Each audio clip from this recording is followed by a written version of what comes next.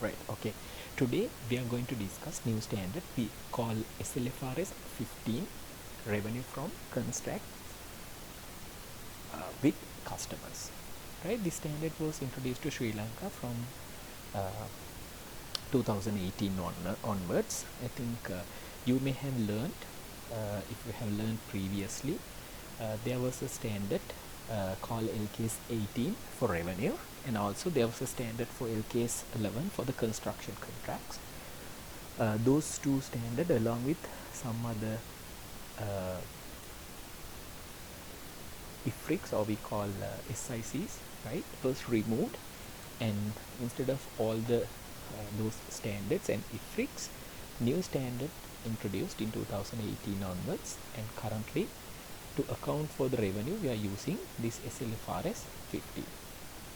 Right, so this SLFRS 15 standard is bit of a complicated standard because this standard covers basically what we learned under the revenue standard and what we learned under the construction contracts standard as well.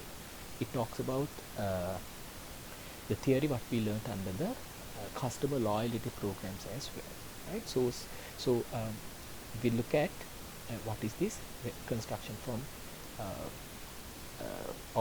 revenue from construction with customers standard it talks about.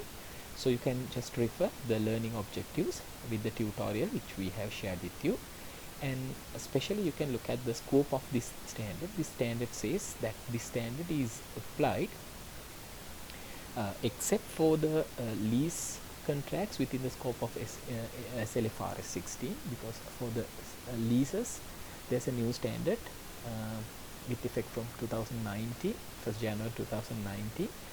So that standard will cover about the lease contracts. So the standard is not applicable for that sort of contracts. And insurance contracts is also comes under the standard, because there is a new standard called SLFRS 17 for the insurance contracts that will cover how to recognize the revenue for insurance companies for their contracts. So the standard is not applicable for them. And then the standard is not applicable for the financial instruments and the contractual rights and obligation within the scope of SLFRS 9, SLFRS 10, 11, 27 and 28, especially those covered with the consolidated financial statements and related standard is also not applicable. And non-monetary exchanges between entities in the same line business in order to facilitate sales. So those kind of things are not comes under the scope of this standard, right? When you look at the standard, you can identify few number of definitions. But we are only focusing some key definition which is important to understand the standard, right? The first thing is we should know about what does it mean by the revenue, right? We'll look at what does it mean by the revenue, because there are some other the definitions also. Going forward, we'll learn one by one what does it mean by this term, right? First we'll look at what is called the revenue. As per the new standard, what is revenue? Remember, revenue is defined as income arising in the course of entity's ordinary activities. That means if a company is running a business of selling motor cars, that is his ordinary course of business, main business. So by selling motor cars, they are getting particular income that we considered as the revenue, right? Whatever the income that an entity generates from its ordinary course is known as the revenue, right? Now in that case you can identify, now say for an example, if a company, say normal manufacturing company or a buying and selling company, say buying and selling company, if they are selling their items, we'll take as a simple example a mobile phone shop, right? So what they do, they buy mobile phones and they keep a margin and sell, right? In that case, their ordinary course of business is selling mobile phones. whatever the income they generate from selling mobiles, you need to categorize under the revenue line item in your profit or loss account. Say if that company has a motor vehicle and that they sold the motor vehicle and they get sale proceed, that sale proceed you are not considering under the revenue, because selling motor vehicle is not their business. Their business is selling mobile phones, so that you can't consider as the revenue. So remember, so the revenue in the sense income arising in the course of an ordinary activities. So from the ordinary activities, whatever the income they get, that you need to consider as the the revenue, right? Then remember, standard specifically says this does not include the sales, the taxes, it's not include items such as proceed from the sale of non-current assets and the taxes. That's what I told. If normal company is selling, say a company who is doing, we'll say electrical items, right? An entity who sells the electrical items, what they want to consider as their revenue, whatever the income that they generated from selling electrical items, right? If that particular entity has a motor vehicle, if they sell that at the market, if they're getting any sale proceed for that, right, that can't consider as a part of the income of the company. The reason is that is not the ordinary course of business, so this should not include proceed what you receive from sale of non-current assets and the sales taxes, right? Sales taxes also should not be included as a part of this revenue, because sales taxes, it's example in Sri Lanka we have VAT, right? When you take your revenue, don't include the VAT amount you collected on behalf of the government as a part of the revenue. That has to be recorded separately as a VAT payable account or a VAT control account and show it as separately, but don't take that as a part of the revenue of the company, because that is no more belong to the organization. So I believe that you are so clear about this revenue term, which is described in the standard, right? Okay. Then second, we look at how to recognize the revenue. Now this is the very important feature of this new standard. To identify revenue, standard has identified steps process called 5-step process, right? That means in order to identify revenue in the books of accounts, you need to follow 5 steps, right? We call it 5 steps process, right? You need to apply this 5-step process to recognize any revenue in your books of accounts. It's simple, right? Say as we discussed earlier, if we take a company who is into electrical item selling, right? When you're selling this electrical item, how you should recognize the revenue, that has to be followed by these 5 steps. So we are going to learn about one by one of these 5 steps now, right? We look at what are those 5 steps. The first step says you need to identify the contract. Second one, identify the separate performance obligation within a contract, right? What are the performance obligation that this contract is consist? Third one, determination the transaction price, right? Third one is you need to determine what are the transaction price of this sale. And fourth one, you need to allocate the transaction price to the performance obligation in the contract, right? In the second point we discussed identify performance obligation. Third point is determining the transaction price.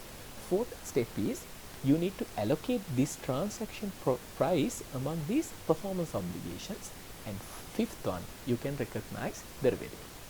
Once you complete this obligation, you can recognize the revenue, right? So you need to know about these 5 steps in detail to get a good idea about this revenue recognition process, right? What is this so-called 5-step process, right? Okay, so we look at this example. From this example you can get a basic idea about this 5-step process, right? Okay, we'll read this example. On 1st December 2019, Ashoka receives an order from a customer for a machinery as well as 12 months of a technical support. That means Ashoka is a person, or it may be a company that selling machinery, right? Say whatever a machinery, and they do the servicing also, technical support also they are giving, right? On monthly basis they visit their clients and they do some technical um, development for the particular, or they do the technical support for that particular machinery what they say selling, right? So that is also part of their the services.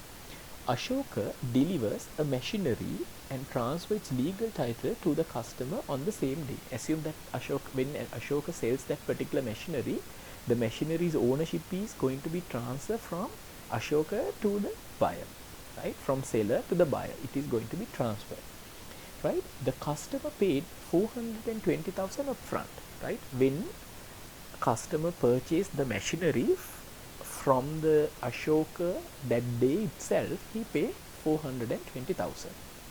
If sold individually, the selling price of a machinery is 300 and selling price of a technical support is 120,000. Say for an example, one customer come to your company, come to Ashoka's company and ask only the machinery. If it is so, he sells that for 300,000, right? Assume another customer comes to the company and he don't want to take the machinery, he just wanted to take the technical support.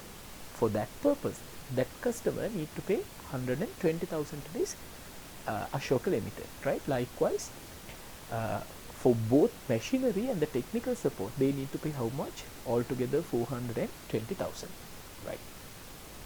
Then required, apply the 5 stages of this revenue recognition as per this SLFRS 15 and determine how much revenue Ashoka should recognize in the year ended 31st December 2019. Assume their financial year end is 31st December, then you need to calculate how much is the revenue, how much of revenue that he should recognize in his financial statement by applying this 5-step model, right? This Ashoka Limited or Ashoka sell this machinery and the technical support on when 1st December 2019. That is at the beginning of December, right?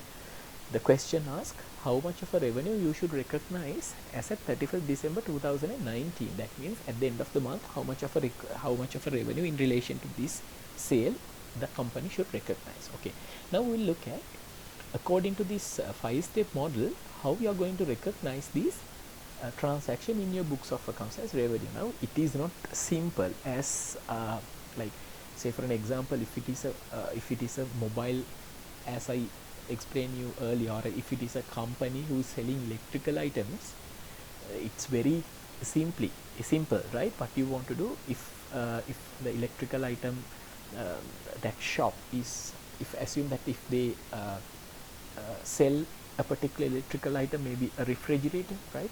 Assume that they sold or they sell a refrigerator. So once the refrigerator is given to the customer, they receive money. So by that time they can debit the cash and credit the revenue, because all these 5 steps have followed up, right? You no need to worry about one step and to follow one step and do the second step and do the third step, and accordingly you should not recognize the revenue. For some instances, these 5 steps will be followed at a once, right? You no need to wait for 1 or 2 weeks to follow this process. It will be like 5 minutes work, right? Once you sell the items to the customer, you recognize the revenue, right? But still you have to follow these 5 steps. We'll see how it comes, right? Look at this in this example. This example easily explains you how to recognize this 5-step model, right? This revenue using this 5-step model, right? So the first one is, what are the first step? That is identify the contract, right? Now here you can see Ashoka Limited has entered, or Ashoka has received an order from the customer. Customer says, look at, I need a machinery and I need the technical support. Can you give it to me? The Ashoka says, yes, I can give it to you. That is the contract, right? So there is an agreement between Ashoka and its customers for provision of the goods and the services, right? We'll discuss about this contract little bit in detail, but for the time being, just keep in mind. So here there's contract between Ashoka and the customer, right? Second one, you need to identify separate performance obligation within the contract, right? If you look at this contract, you can see, look at this. Ashoka agrees to sell them a machinery which is a one promise. Performance obligation in the sense a promise, right? Also, Ashoka agrees to give him but the technical support. So you can see Ashoka agrees, or Ashoka promised to give him two performance obligation to complete two obligations. One is he acknowledge, okay, I'll give you the machinery, and also he acknowledge I'll give you a technical support also. So that is the second step, says you need to identify what are the separate performance obligations within this contract, right? What are the separate performance obligations within this contract? So here you can identify there are two performance obligation. One is to supply the machinery, the second one is to supply the technical service, right? So that is the second step. Third step, determining the transaction price. So it's easy. How much Ashoka charge for this entire transaction? That is 420,000, right? That is 420,000 upfront. That means once you give the machinery, that day itself you collect 420,000 from the customer, irrespective whether you have given the technical support for the next 12 months. Tamawa technical support එක customer ට දීලත් නැහැ, but still you recognize, you take the cash today. Not recognize, you take the cash today for 420,000. So which is the transaction price of this one, right? See, already we have followed 3 steps, right? The fourth step is allocate transaction price to the performance obligation. Now, how much we gave for this transaction? 420,000, right? Now you want to allocate this 420,000 among those two performance obligations, right? If you want to recognize the revenue for the machinery, how much you can allocate? If you recognize the revenue for the technical support, how much you can recognize? That both you can for both you charge how much? 420,000, right? Now you're going to allocate this transaction price to the performance obligations. Now there are two performance obligations. Since the question has given you these very clearly, right? If one person comes and get the machinery alone without taking the technical support, how much they're charging? 300,000. But if he's taking only the technical support, they are charging 120,000. So it's very simple in this example. Altogether they have decided the price. සාමාන්‍ය company එකක් ගත්තොත් ඒ වගේ දෙකක් එකවර good එකයි service එකකුයි දෙකක් එකවර දෙනකොට පොඩි discount එකක් දෙනවනේ. but මේ example එක ඔයාලට පැහැදිලි වෙන විදිහට දාලා තියෙන්නේ. එහෙම discount මුකුත් නැහැ. තනි තනියෙන් ගත්තොත් 300,000 120 දෙකම ගන්න ඉන්න 420. So in this example it's easy based on the standalone selling price. Standalone selling price in the sense, if you're only selling the machinery, how much? If you're only giving the technical support, how much? Based on the standalone selling prices, rupees 300,000 should be allocated for the selling, the supply of machinery, and rupees 120,000 should allocate to the technical support, right? So that is the fourth step, identification of the, also the allocation of the transaction price between the performance obligations, right? එතකොට ඊට පස්සේ fifth step එක තමයි recognize the revenue. Now only we are going to recognize the revenue. Still we didn't recognize the revenue, right? Okay, now you want to look at how to recognize this revenue, right? So how to recognize this revenue? Look at this. If you read the question, you can identify Ashoka delivers the machinery, within bracket it says, and transfer the legal title also. Now, once the machinery is received by the customer, legal ownership is also transferring to the customer. Thereafter, Ashoka does not have any legal ownership about the machinery, or if something happened to the machinery at the customer's place, Ashoka can't get the risk. Risk also has transferred from the Ashoka to the customer, right?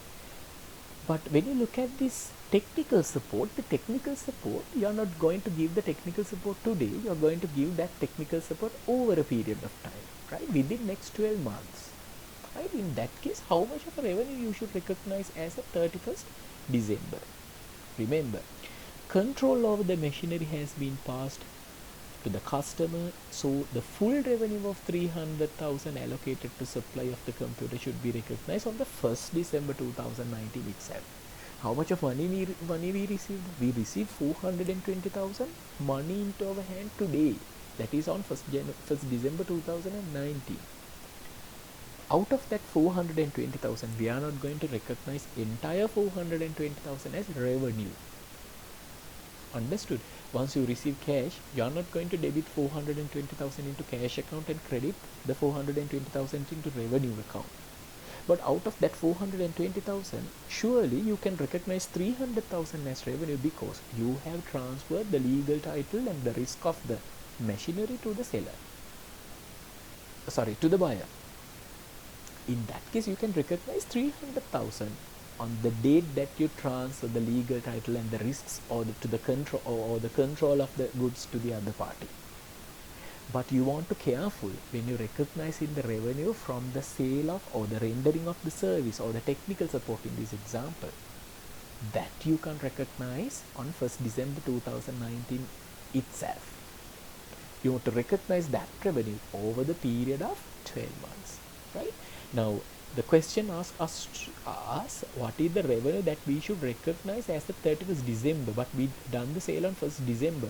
1st December we recognize 300,000 as the revenue, and 31st December in the sense at the end of the month, what you can do out of this technical support of 120,000, because this technical support is giving for 12 months, so you can recognize 1 month out of that 12 months as a revenue for your accounting period. So the technical support is period over time. Now when you look at this sale of the machinery, that happen in time in the sense by the time you විකුණපු වෙලාවෙම වෙනවා in time, right? But the technical support of the provide for this machinery is spreading over time. ඒක අවුරුදු පුරාම වෙන දෙයක්. අනේ හින්දා අපි මොකද කරන්න ඕනේ? මේ 120,000 වලින් 1/12 12න් එකක් අපි recognize කරගන්නවා. කොච්චරකටද? 10,000 only we recognize it as the income for the technical support. ඒ කියන්නේ all together you should recognize 310,000 as the revenue for this particular period, right? Okay, so that is basically what we're talking about, this 5-step model, right? First one, you need to identify the contract. Second one, you need to identify what are the separate performance obligation within the contract. Third one, determine the transaction price, allocate the transaction price among the performance obligation, and recognize the revenue once the performance obligation is done. So these are the 5 steps. In the මතක තියාගන්න මේක අවුරුදු ගාණක් යන ලොකු process එකක් නෙමෙයි නේද? සාමාන්‍ය කඩේක වඩු අරගෙන විකුණනවා, buying and selling කරන company එකක් ගත්තොත් buying and selling කරන company එකකට මේක තත්පර 10ක වැඩක්.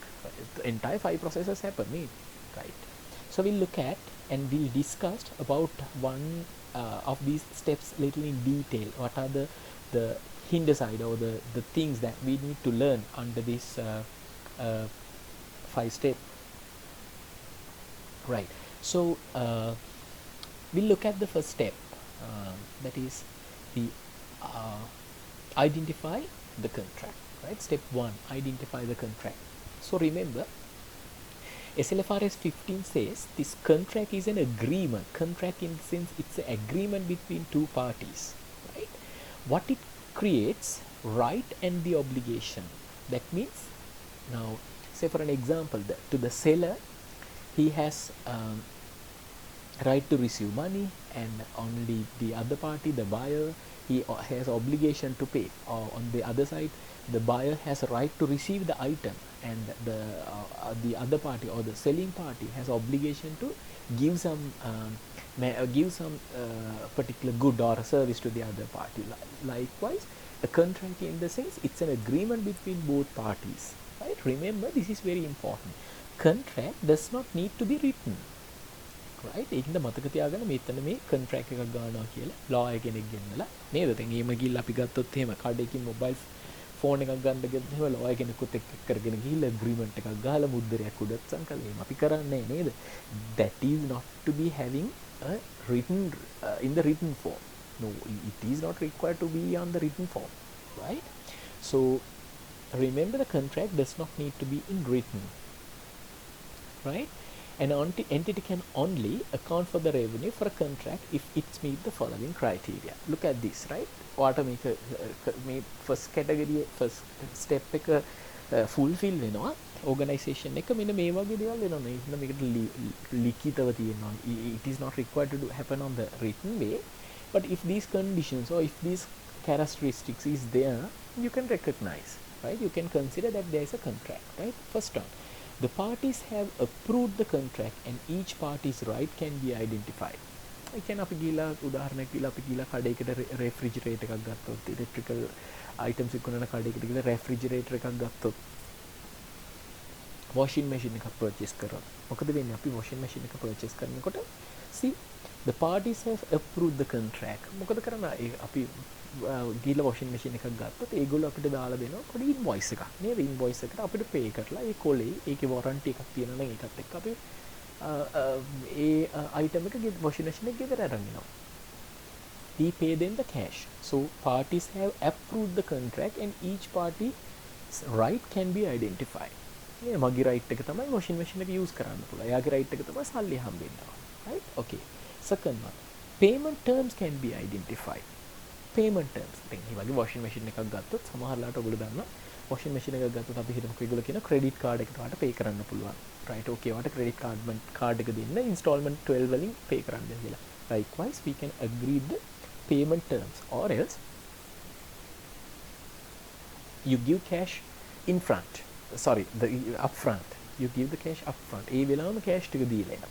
Right? That is also another way. Right? So next one. The contract has a commercial substance. Commercial substance එකක් තියෙනවා. Commercial substance එකක් තියෙනවා නෙමෙයි මගේ එක.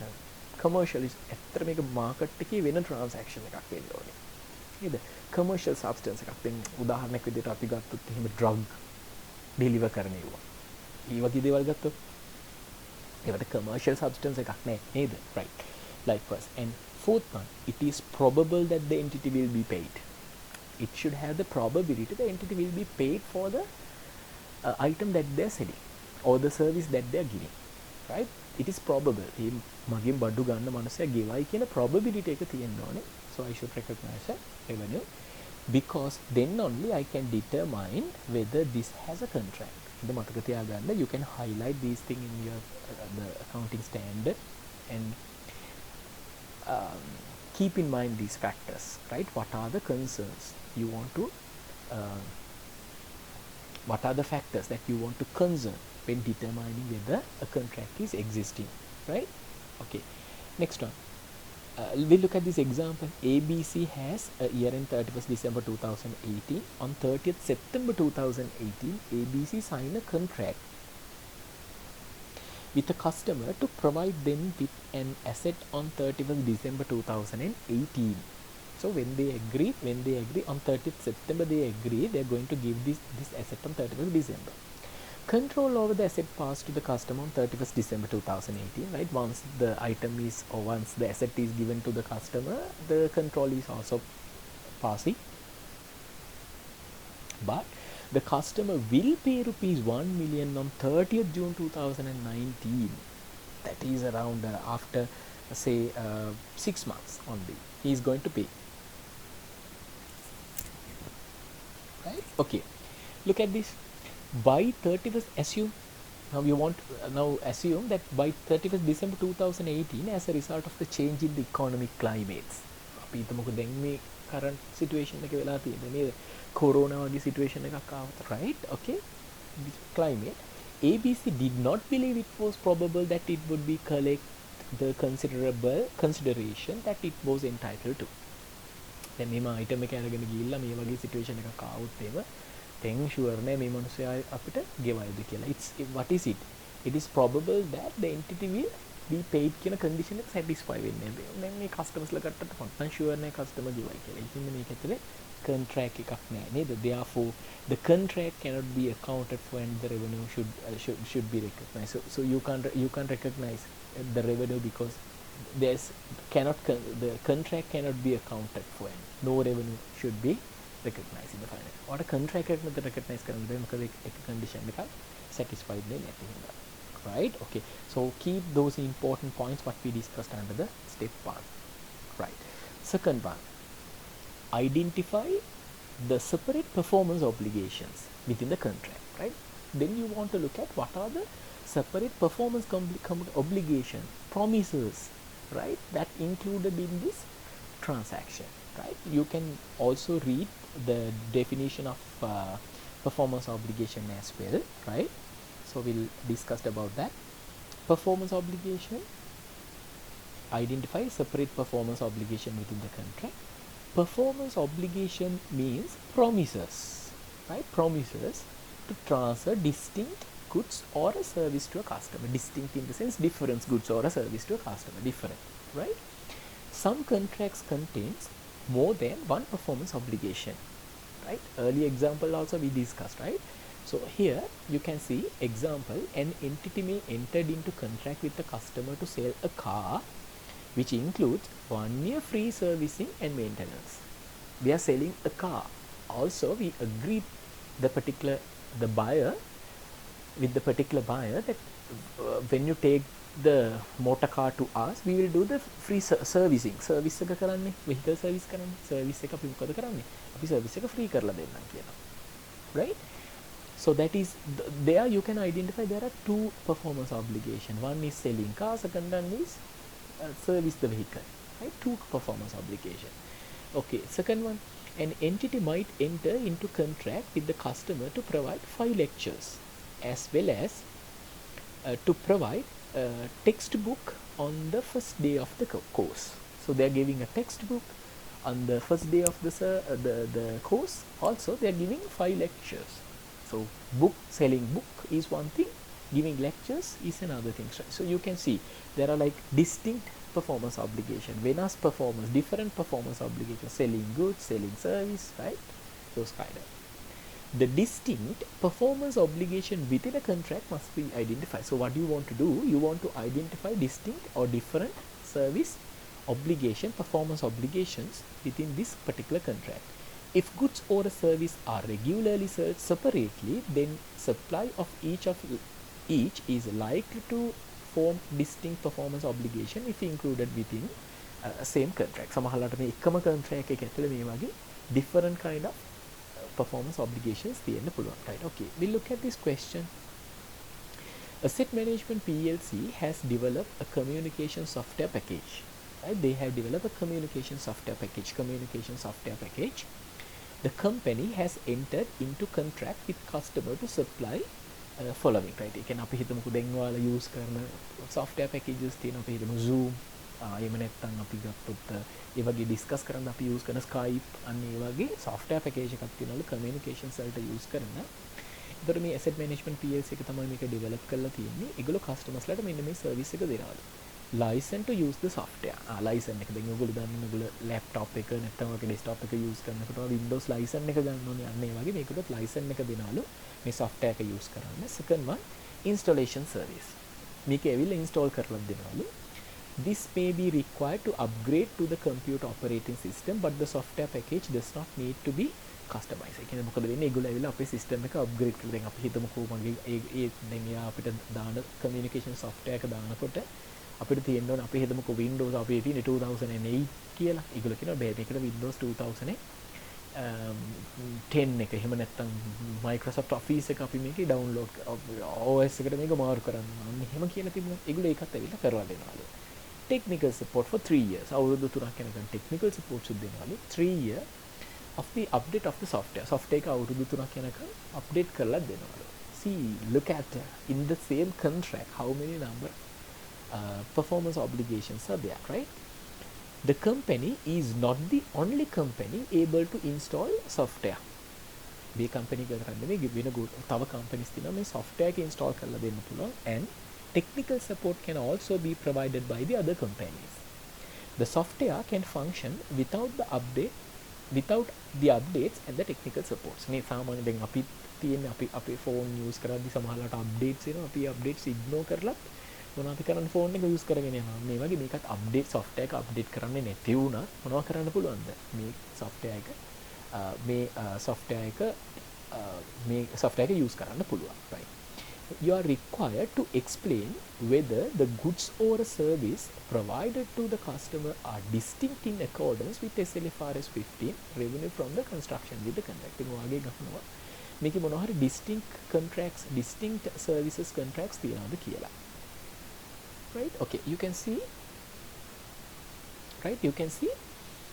a different you can see a software like in this company, they are giving this software separately, right? Software is giving separately, so you can identify there are different kind of performance obligations available, right? You can see they're providing the license to for the software, and they do the installation services, and they do the technical support for the 3 years, and they do the update of the software as well 3 years. So you can see there are distinct performance obligation, 4 performance obligation, right? So you can refer the answer is also right. See, the answer says the software was delivered before the other goods or service and remains function without the updates and the technical support, right? The first thing that you want to do, you want to get the software, right? So it's a separate service. It may be concluded that customer can benefit from each of the goods and the service either on their own or together with other goods and service that they are readily available, right? Either they can take the software ඒක විතරක් use කරන්නත් පුළුවන්, අනිත් ඒවා services ගන්නත් පුළුවන්, right? අනිත් services ගන්න පුළුවන්, ඒක විතරක් use කරන්නත් පුළුවන්. That's why this bundle package has all these distinct services, performance obligations. The promises to transfer each goods and the service to the customer are separately identifiable. So you can separately identifiable these different performance obligation. In particular, the installation service does not significantly modify and software itself, and as such the software and the installation service are separate output promises by company rather than inputs used to produce the combined output, right? Because ඒගොල්ලන්ට මේ service එක ගත්තොත් එහෙම software එක installation එක ඒත් එක්ක මේක upgrade කරනවා ඒවා වෙනම කරන්න පුළුවන් නේද? අනිත් හින්දා අපිට ඒවා වෙනම performance obligations විදිහට consider කරන්න පුළුවන්. In conclusion, the goods and service are distinct and amount of the 4 performance obligation in the contract. So you can identify there are 4 performance obligation. අන්න ඒ වගේ ඔයාලා කරන්න ඕනේ transaction එක දැක්කට පස්සේ මේක ඇතුලේ තියෙන performance obligation මොනවද කියලා identify කරගන්න එක, right? That is the second step under the 5 steps, right? Then we come to the third step, which is a bit of a complicated, but you can refer that, right? Determination of the transaction price, right? Transaction price.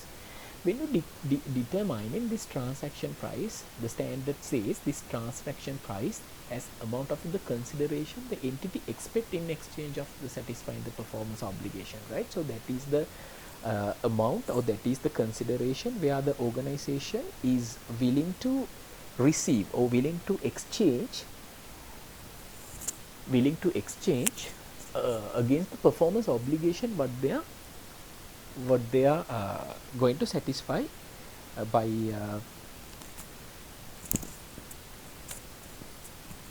giving the goods or a service to the customer, right? So consideration, organization එක බලාපොරොත්තු වෙන amount එක, consideration එක, right? Okay, so sales taxes is excluded as we discussed. So when we discussing this determining of the transaction price, you want to consider some factors, right? When you deciding this, or when you considering the transaction price, you want to consider about these factors. The first one is we are going to focus on like these 3, not the 4th one. Since it's not in your syllabus, I'm not going to do that part for you. And basically in your syllabus you can find this first 2 points, but I am going to discuss about this non-cash consideration as well a bit, but not the fourth one, right? So we'll look at when you're determining the transaction price, these points have to be considered.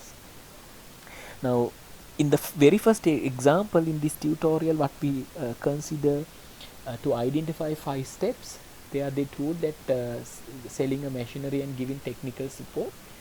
Selling a machinery, they are selling that for 300,000, and selling machinery, it's for 300,000, and technical support is 120,000. For all together the transaction price is 420,000, right?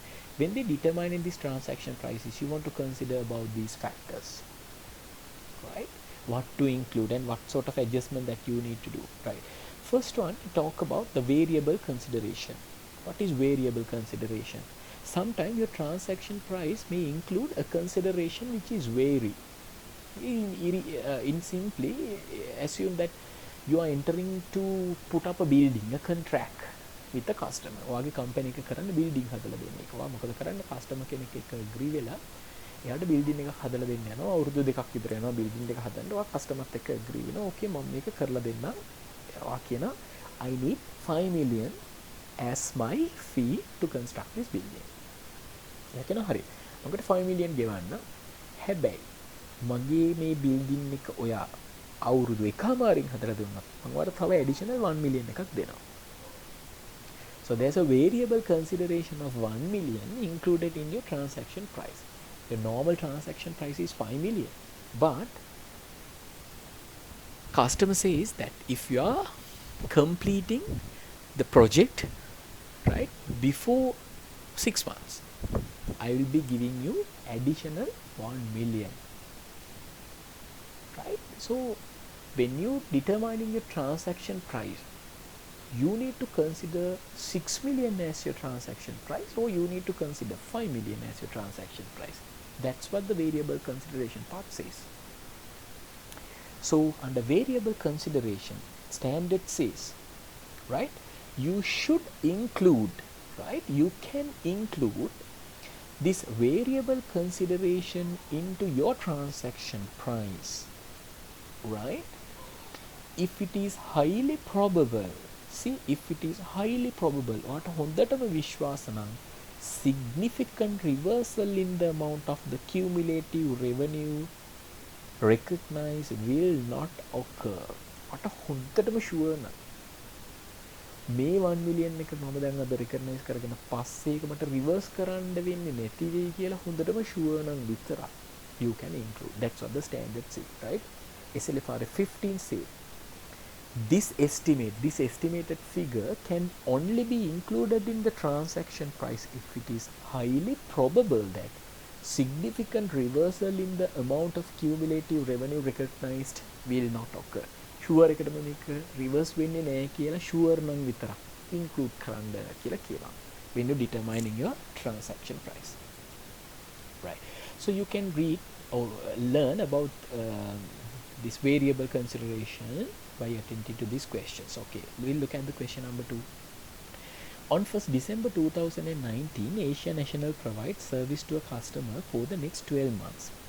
The consideration is rupees 12 million, right? So what they are agreeing to provide a particular service to the customer for the next 12 months. The consideration is 12 million. So to do that, they are charging 12 million. Company is entitled to an extra 3 million if after 12 months the number of mistakes made falls below a certain threshold. දැන් අපි හිතමු මේ service එක දීලා දැන් අපි උදාහරණයක් විදිහට අපි හිතමුකෝ tower services දීලා තියෙන්නේ මොන හරි broadcast කරන්න tower service එකක් තමයි මේ දීලා තියෙන්නේ. towers ඒ කියන්නේ මට අලුත් TV channel එකක් තියෙනවා. TV channel එකට මට ලංකාව පුරාම TV එක බලන්න පුළුවන් විදිහට ඒක towers වලින් මම ඒක distribute කරලා දෙනවා. අන්න ඒක තමයි ඒක ඒ වගේ service එකකට තමයි මේ agree වෙන්නේ. හැබැයි යා කියනවා එකපාරට මොකද වෙන්නේ? එක පැති වලට පේන්නේ නැතුව යනවා TV එක. අන්න ඒ වගේ mistakes වෙන එක එහෙම වෙන්න පුළුවන් mistakes. හැබැයි mistakes ගන්න මේ මාසය ඇතුළත mistakes 10ක් වුණොත් බෑ. මිස්ටේක් දෙකක් විතර වුණොත් ඕකේ. මම ඔයාලට වැඩිපුර ගෙවනවා. මේ අපි හිතමු මිස්ටේක්ස් 5කට වඩා අඩු වුණොත් මම ඔයාලට පේ කරනවා additional 3 million. And likewise, they are putting another variable consideration into your transaction price. Okay. Question asked, required. Discuss the accounting treatment of the above in Asia National's financial statement for the year ended 31st December 2019 if Asia National has experience of providing incidental services in the past and it is highly probable that the number of mistakes made will fall below the acceptable threshold. අපි මේ service එක අවුරුදු ගානක් දීලා තියෙනවා. මට හොඳට මේ ඉවරයි ඕකේ වැරදි පහක් වෙන්නේ නැහැ. වැරදි පහකට වඩා අඩුවෙන් තමයි වෙන්නේ කියලා. If that is the case, how much of revenue you should recognize? How much not revenue recognize? How should be your transaction price? How much should be your transaction price? The second part of the question asks, Asia National has no experience of providing this service before and it is unsure if the number of mistakes made will fall below the threshold, right? Okay, so you know that the 12 million consideration is fixed, right? It's a fixed fee. ඒක sure එකටම තියෙනවා. 3 million variable fee එකකුත් තියෙනවා, right? එහෙනම් ඔයාලට පැහැදිලි ඇති පළවෙනි situation එකේදී කිව්වා I'm pretty sure that number of mistakes will be below the particular threshold. එහෙනම් මොකද කරන්න ඕනේ අපි? අපිට හොඳටම sure I know that there won't be any significant if the question standard එක කිව්වේ මොනවද?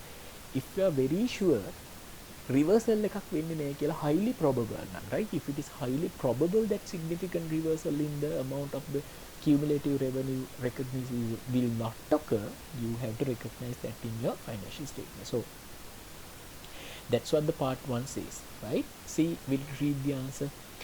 The 12 million consideration is fixed and 3 million consideration that is depend on the number of mistakes made is variable. Asia National must estimate that variable consideration it could use an expected value or most likely amount since there are only two outcomes, either 0 or 3 million. මේ එනනම් එන්න පුළුවන් එක්ක මට 3 million හම්බෙන්නේ නේ 0 or 3 million. Then most likely amount would be better predict to entitle the consideration. First one, it says Asia National expect to hit the target using most likely amount. The variable consideration would value 3 million. Asia National must then decide whether to include the estimated variable consideration in the transaction price. Based on the past experience, it seems highly probable that significant reversal in revenue recognition will not occur. Then this means that the transaction price is 15 million, that is 2 million plus 3 million, right? ඒක හොඳට මතක තියාගන්න. ඔයාලා exam එකේදී කියනකොට මේ වගේ question එකක් ආවොත් this should be the key word that you should use when you're writing any answer for this variable consideration. Variable consideration එක දානවා නම් එයා කියන මොනවද? Significant reversal will not occur. It is highly probable significant reversal in revenue will reversal in revenue recognized would not occur, right? එතකොට මේගොල්ලෝ අපි ගත්තොත් මේ question එකේ මේගොල්ලෝ transaction එකට enter වෙලා තියෙන්නේ 1st December. අපෙන් අහන්නේ 31st December වලට 1 month. එතකොට මේක මේ service එක දෙන්නේ මාස 12කට. එහෙනම් මම කරන්න ඕනේ මේ මාස 12 service එක 1 month. ඒ කියන්නේ 1.25 million you should recognize as your revenue for the 1 month period of time, right? As a service, it is likely that the performance obligation would be satisfied over time. The revenue recognized in the year ended 31st December 2018 would therefore 1.25 we'll correct it as 31st December 2019, right? 31st December 2019. So you should recognize a revenue of 1.25 million, which is being 1/12 of the total revenue, right? In the second scenario, what we discussed, I'm not sure about whether we can keep our fault level below the acceptable level, right? In that case, I'm not sure. I don't know whether I can achieve this target or not. Accordingly, right, depending on the estimated likelihood on the hitting the target, the variable consideration would be either 0 or 3, right? whatever the amount, the estimated variable consideration cannot be included in the transaction price because it is not highly probable significant reversal of the revenue would not occur. Right? Accordingly, their revenue should be how much? 12 billion. So you should recognize how much? You should recognize 1/12 of rupees 12 million, which is 1 million in the financial statement, because I'm not pretty sure about this variable consideration. Right? So that is the how you should recognize the variable consideration in the into your transaction price. When you determine in the transaction price, if there's any variable consideration, this is how you want to recognize. Okay, so there's another one question which I selected from your study pack, right? You'll see I have a bit changed the names, right?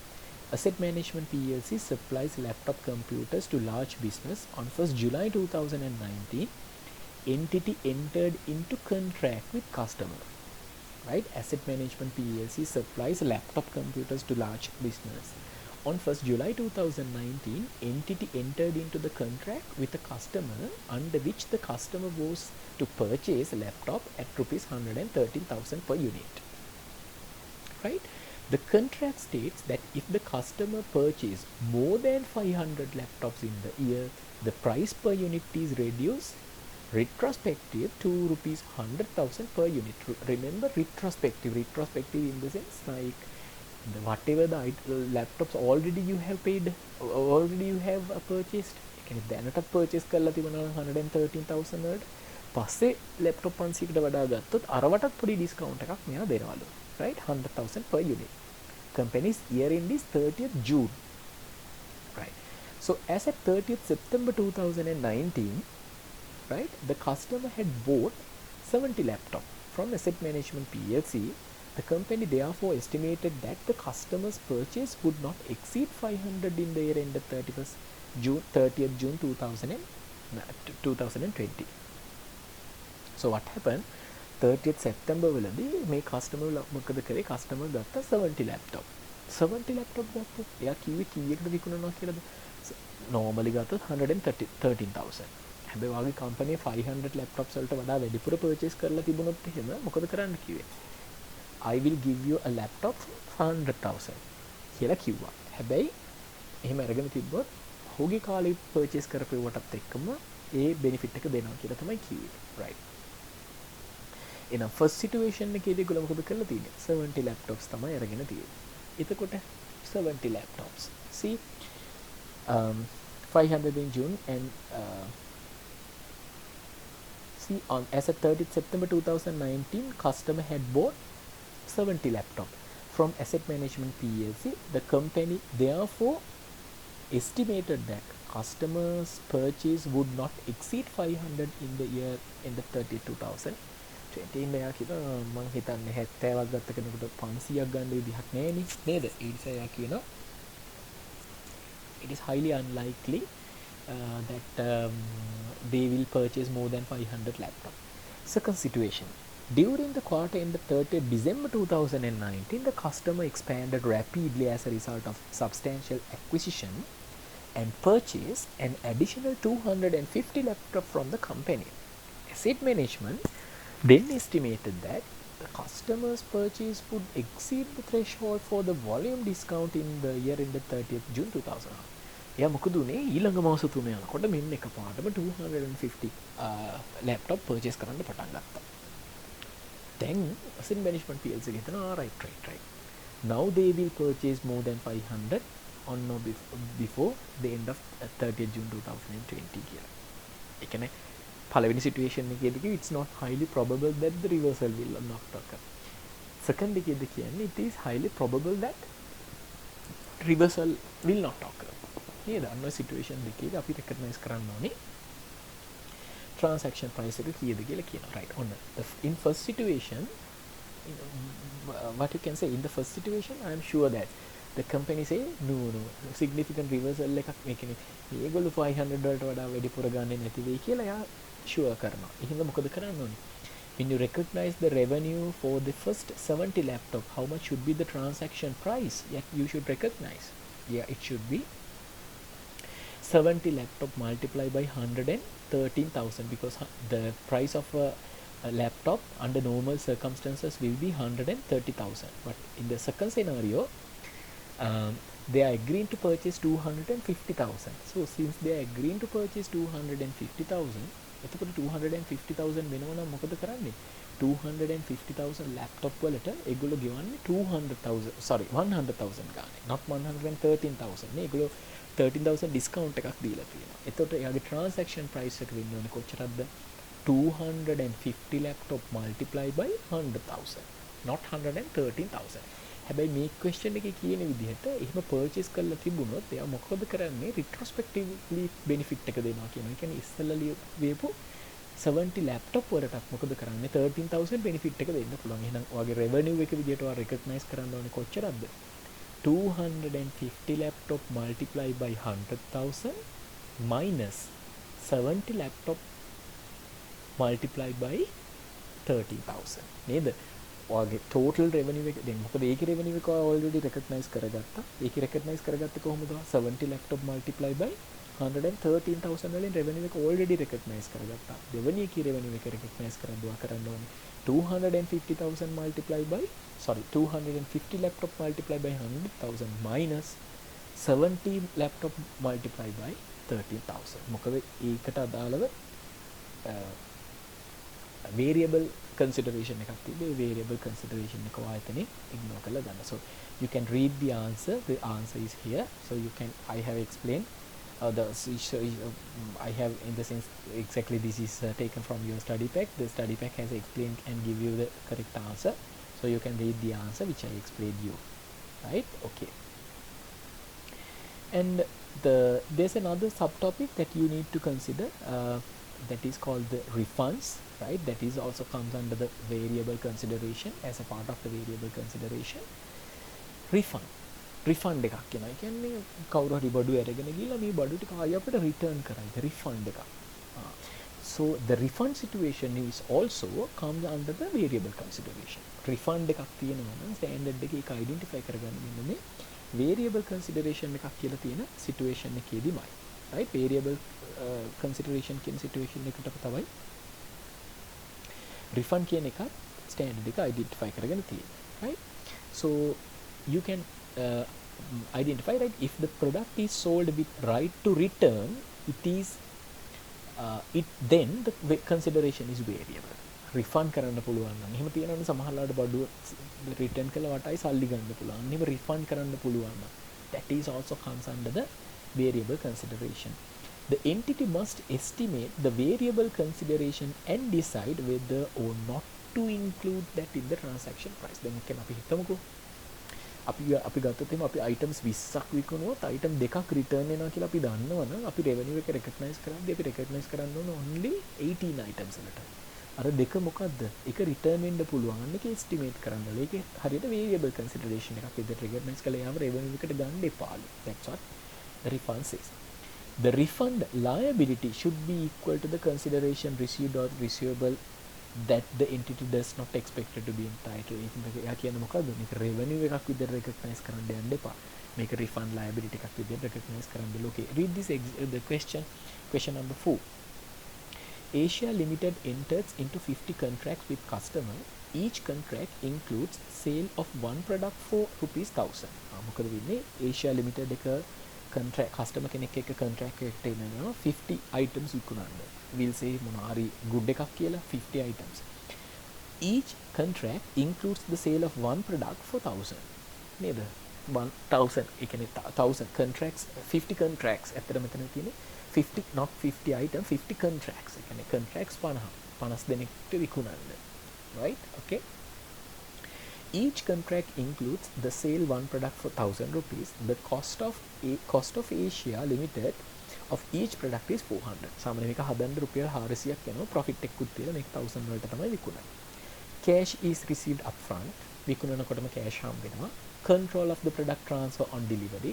බඩුව කියන්නේ එයාලට ඕනි තැනට භාණ්ඩය search ගියාට පස්සේ reach වුණාට පස්සේ මොකද වෙන්නේ? good එක ගියාට පස්සේ ඒකේ control එකක් මාරු වෙනවා. දැන් උදාහරණයක් විදිහට අපි ගිහිල්ලා අපි හිතමුකෝ furniture house එකකින් අපි ගිහිල්ලා ගත්තා කියලා බෙඩ් එකක් ඒ බෙඩ් එක එයා ෂොප් එකේ ඉඳලා අපිට ෆ්‍රී ඩිලිවර් කරලා දුන්නා නම් අපේ ගෙදරට ආව පොයින්ට් එක තමයි රිස්ක් එක මගේ ගාවට ආව පොයින්ට් එක නේද? අන්න ඒ පොයින්ට් එකේදී මොකද කරන්න ඕනේ? රෙවෙනියු එක රෙකග්නයිස් කරන්න පුළුවන්, කන්ට්‍රෝල් එක ට්‍රාන්ස්ෆර් වෙනවා, right? And customers can return the product within 30 days to receive a full refund. කස්ටමර්ට කාලයක් දීලා තියෙනවා, right? දවස් 30ක් යනකම් ගුඩ් එක හොඳයිද කියලා බලන්න. හරි නැත්නම් අපි ඔයාලට සල්ලි දෙනවා. ඔයාලට තියෙන item එක return කරන්න තමයි. Right? Asia Limited can sell the return product at a profit. ප්‍රශ්නයක් නේ. return වුණත් ඒ ටික විකුණන්න පුළුවන් profit එකකට. Asia Limited has significant experience in estimating the returns for the product. It estimates that 48 products will not be refunded. එයා හොඳටම දන්න මොනවා කියලාද? 48 තිබ්බොත් 48 විකුණපු items ගත්තොත් ඒ 48 මේවා refund වෙන්නේ නැහැ. ඒ කියන්නේ 50 contracts තිබ්බනේ. ඒ කියන්නේ එයා හිතන්නේ කීයක් විතර return වෙයි කියලාද? refund වෙයි කියලා. 2 කියලා. How much of a revenue you should recognize?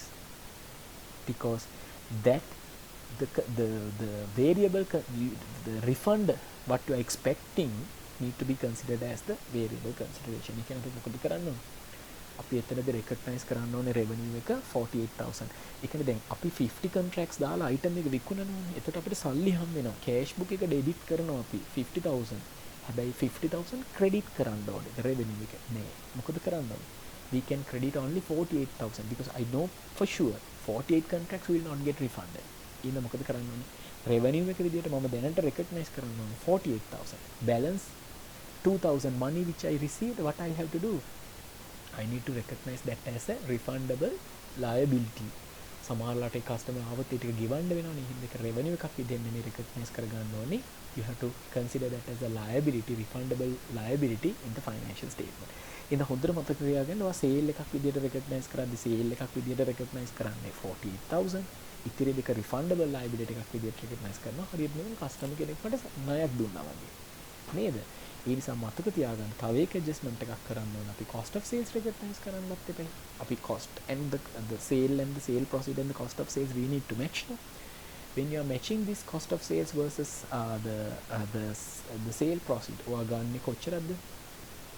48 items වලට අදාළව විතරයි cost of sale එක ගන්න. ඉතිරි stock එක ඉතිරි item දෙකේ cost එක අපි මොකද කරන්නේ? closing stock එකක් විදියට recognize කරනවා. because we didn't recognize the revenue. නේ අපිට revenue එක විදියට recognize කරගන්න පුළුවන් වෙන්නේ එයාට අදාළව ඒ කියන්නේ revenue එකක් විදියට recognize කරොත් තමයි අපි යාගේ cost of sales එකත් recognize කරගන්නේ. මෙතනදී අපි මේ දෙන්නෙක්ගේ revenue එකක් විදියට නෙමෙයි recognize කරේ. අපි ඒක recognize කරගත්තේ liability එකක් විදියට. ඒ හින්දා මොකද අපි කරන්නේ? ඒක recognize කරගන්නවා liability එකක් විදිහට. ඒ දෙන්නට අදාළව item එක විකුණුවේ නෑ. stock එකේ තියෙනවා වගේ කියලා අපිට we need to do the closing stock adjustment also. So that's how we are going to recognize if there's a refund.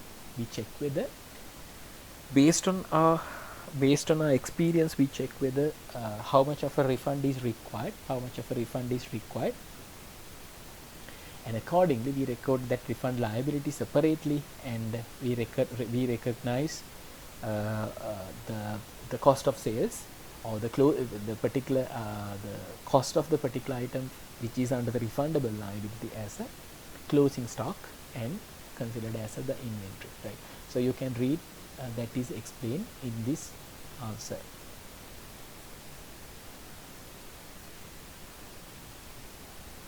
Okay, right? So we discussed this first part, the variable consideration. Now we look into the second one, the significant financing component. What do you mean by this significant financing component? Right. We'll look at what does it mean by this significant financing component, right? Okay, here it is. So significant financing component in the sense your transaction price includes time value of money, right? Timing. Assume that you sell a good to a customer.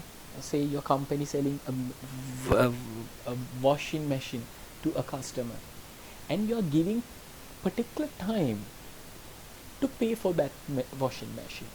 වෙනවනේ අපි ගිහිල්ලා ගත්තොත් එහෙම washing machine එකක් purchase කරොත් මොන හරි electrical items විකුණන shop එකකින් ඒගොල්ලෝ අපිට කියනවා, right, you can use your credit card and pay it on the installment basis. එතකොට ඒ company එකට මොකද වෙන්නේ? ඒ සල්ලි ටික එකවර හම්බෙන්නේ නැහැ. අව මාස 12කින් මාස 24කින් මාස 36කින් තමයි යාගේ සල්ලි ටික හම්බෙන්නේ. That means the time value of money is involved, right? In that sort of a situation, right, you need to consider about this significant financing component.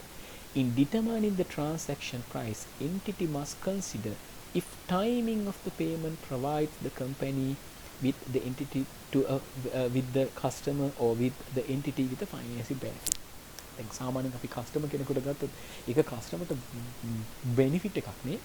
A customer එකවර කෑෂ් ගෙවන්න ඕනේ. එයාට පුළුවන් මාසෙන් මාස ටික ටික ගෙවන්න. he is getting a finance payment. හරියට නිකන් ණයක් දුන්නා වගේ. නේද? So that sort of a situation may be included in your transaction price. What do you want to do? If a payment is either before or after the date, නේ සමහරලාට මෙහෙමත් වෙන්න පුළුවන්. ඔයාගෙන් building එකක් හදන්න යනවා. ඔයා බිල්ඩින් එක හදන්න යනකොට ඔයාගේ කස්ටමර් කියනවා right.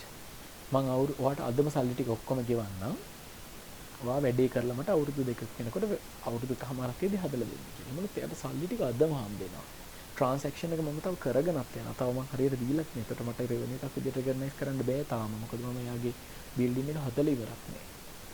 Until such time it's a liability for me, isn't it? Yes. So in that case, or else අර ඉස්සලා කිව්වා වගේ washing machine එකක් ගන්නවා. washing machine එක තමම pay කරන්නේ මාස 24කින්. ඒ කියන්නේ මාසෙන් මාසෙට මාස 24. නැත්නම් අපි හිතමුකෝ අවුරුද්දක් දෙනවා. අන්තිම අවුරුද්ද ඉවරනකොට තමයි මම pay කරන්නේ. Either way, right? The payment is either before or after this date. The payable amount is adjusted for the time value of money. අනේ හින්දා තමයි කියන්නේ අපි මේක මොකක් adjust කරන්න කියලාද? Time of value of money එක මේකට adjust කරන්න කියලා කියන්නේ. Right? If there is a financing component, then the consideration need to be discounted to the present value. And මේ financing option එකක් තියෙනවා. Financing option එකක් කියලා mean කරන්නේ කස්ටමර්ට දීලා තියෙනවා නම් නැත්තම් සල්ලි ඔයා අද වෙනකොට ඔයාගේ ගුඩ් එක විකුණනවා. හැබැයි ඒකට සල්ලි හම්බෙන්නේ තව කාලයක් ගිලන්නේ වගේ timing difference එකක් තියෙනවා නම් you want to get the present value of that and you want to discount that particular amount and recognize the present value using a discounting factor, right? So here the standard say you need to discount and present value. You need to discount and present value. What rate you need to discount and present value? Standard එක කියනවා you need to use the rate at which the customer borrows money. බලන්න ඔයාගේ customer loan එකක් ගත්තොත් එයාට සාමාන්‍යයෙන් මොන rate එකකටද loan එකක් ගන්න පුළුවන්. That rate you want to consider as the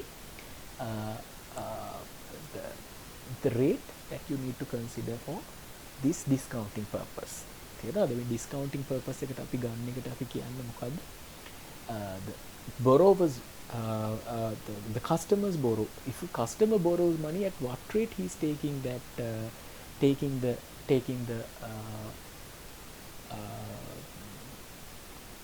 the loan, what is the rate that applicable for that particular the customer, that money you need to that rate you need to use as the rate for the discounting.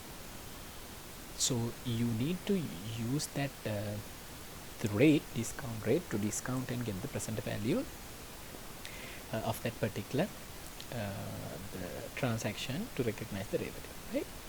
Then adjustment is not required where the payment is within 1 year of the date of which the promised goods or the service is transferred. Now normally when you agree to pay the transaction price within 1 year, it is not considered for this the time value of money, right? It's not normally you're not discounting if it is less 1 year or less than that, right? So if you are agreeing to pay after 6 months period of time, then it is not required to do the present value, right? Okay, just remember that as well. Then how you can identify whether there is a significant financing component. These are the situations, or these are the examples where you can identify whether there is a significant component or the significant the financing component. The first one is the difference between the amounts of promised consideration and cash selling price of the promised goods or the service. It's like this. Sometimes when you go to buy a mobile phone for a mobile shop, they will say that yes, you can pay cash price is this much, and if you're paying the installment basis, you need to pay this much on monthly basis, and if you're paying cash price, this is the amount, right? Likewise, the difference between the amount of the promised consideration and the cash selling price of the promised goods. And the other one is the length, the time between the transfer of the promised goods and the service to be the consumer, and the payment date and uh, the the the length of the time between the transfer of the promised goods and service to the customer and the payment date, right? You give the item today, the payment date it will be after, say, 2 years, right? That is the case. Those are the indicators, right? Okay, so we'll take this example, which also I think took from your study pack, right? During 2018, Asia Limited entered into contract to build a building for a customer. What happened? You enter into a contract with your customer. The contract is what? To build a building. Right. Completion of the building is scheduled for 2 years. Right. After 2 years only, you need to complete this building. And rather than paying 291.6 million on completion, the customer agreed to pay reduced price of 250 million at the inception of the contract, right? 2 years before the completion. The borrowing rate of 8% would apply to the loan between the Asia Limited and the customer, right? Now it says that this particular customer has given you the money more in advance, 2 years before, because the contract price is how much? 291.6 million, but still he say, I don't need to pay you 291 million, instead today I will pay 250 million to you, then you can do it, right? Today itself it pays it. So how you should recognize this revenue? Once you now with this transaction, you can see there's a contract. The first step is done, the contract is there. Second one, you need to identify the performance obligation. So the performance obligation is what? You need to complete his house or his building. That is the performance obligation. Third one is the transaction price. Now when you determine the transaction price, there's the question comes, because you're going to complete this particular project after 2 years period of time, but still now itself you are recording, now itself you are receiving the, now itself you are receiving but the cash consideration for that, right? So what you want to do, right? So what are the accounting entries that you should recognize? So it's very simple, right? What you want to do is, at the inception of the contract, that means the start of the contract, but you receive cash, right? That day itself you can't recognize the revenue. You know why? Only when you completing this building, right? Once you complete the building, only the customers getting the control of that building, particular building, right? When you complete that, only the customer get the control of that, right? So in that case, you can't recognize this 250 million as a revenue of today. So what do you want to do? You debit your cash book, and instead of credited the revenue, you credit it to a contract liability account. You keep it without recognizing. Right? Now you have contract liability. But what is the contract price? That is 291 million. So how you reach to that figure? Right? How you should recognize that figure? 291 after 2 years period of time, right? Now what happened? You have taken the present value to, instead of 291 million, you have paid him 200 and your customer has paid you 250 million, right? So if you take you can check it, right? You can identify in this example, if you check it, the present value of 291.6 million, discounting by 8% discounting factor into 2 years, you can get the money as 250,000. It's like this particular customer, මේ customer මොකද දන්නවද කියන්නේ? customer ඔයා කියනවානේ මේ project එක building එක හදලා දෙනවා නම් මට ඕනේ 91.6 million. ඉන්න customer කියන right, මම ඔයාට මේ amount එකට යන amount එක අද දෙන්න. customer බලන මේ customer loan එකක් ගත්තොත් ඊට 108 පොලියට ගන්න ඕනේ. එහෙනම් යා 108 පොලියට discount කරලා අද amount එක මට දෙනවා. Right, that is the difference, right? When you discount this 291.6 million by 8% into 2 years, you can get the 250. So that money customer gives us today. So now you want to reach to this figure after 2 years period of how you can reach. You have 250. This is a sort of you want to get the future value. So to get the future value, what you want to do, you want to apply 8% to this 250,000, because how you got the present value, you got the present value 291.6 million, which you need to pay after 2 years. You discount it and you get the present value today, right? When you take the present value today, you discount it. So to get the future value, you have to multiply this, right? So you multiply this 250% into 250 million into 8%, which comes 20 million. So you recognize this as an interest expense. You debit the interest expense and credit the contract liability account. So initially you receive cash of 250 million. By that time you recognize the bank account 250 million, right, and credit the contractual liability 250 million. Then again, now you want to reach to the future value.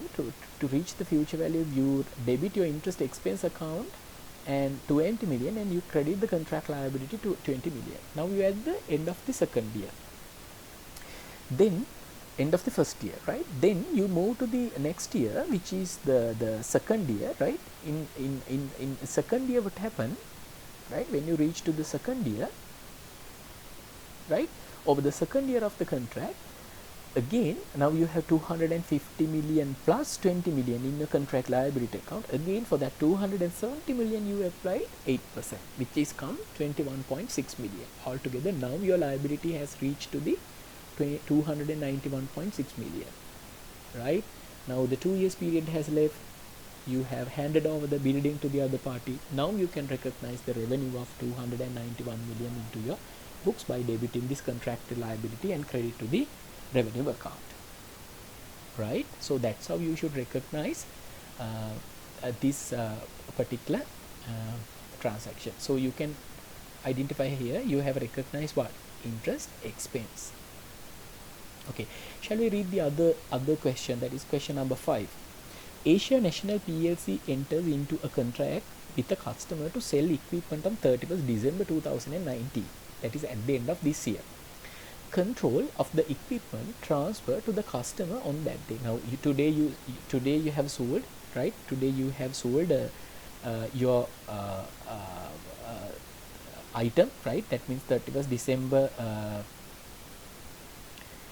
December 2019, and control of the equipment is also transferred on this date itself, right?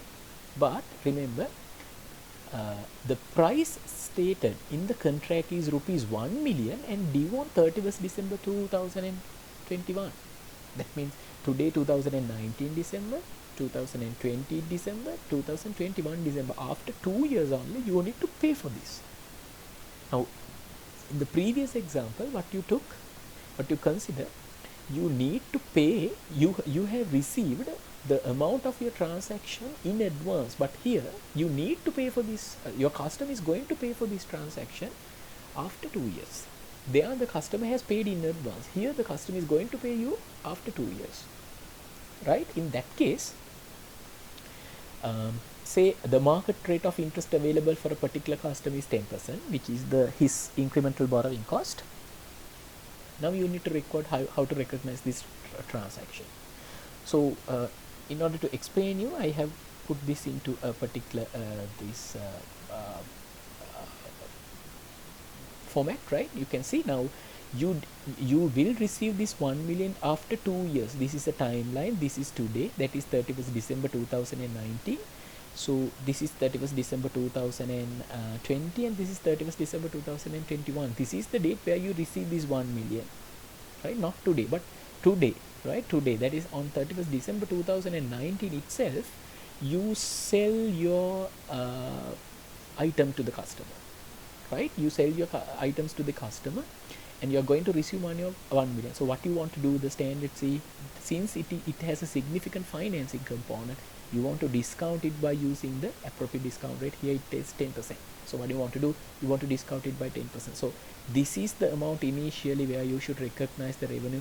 This is, I have taken this opening balance in 2020 in the sense 31st December 2090, right?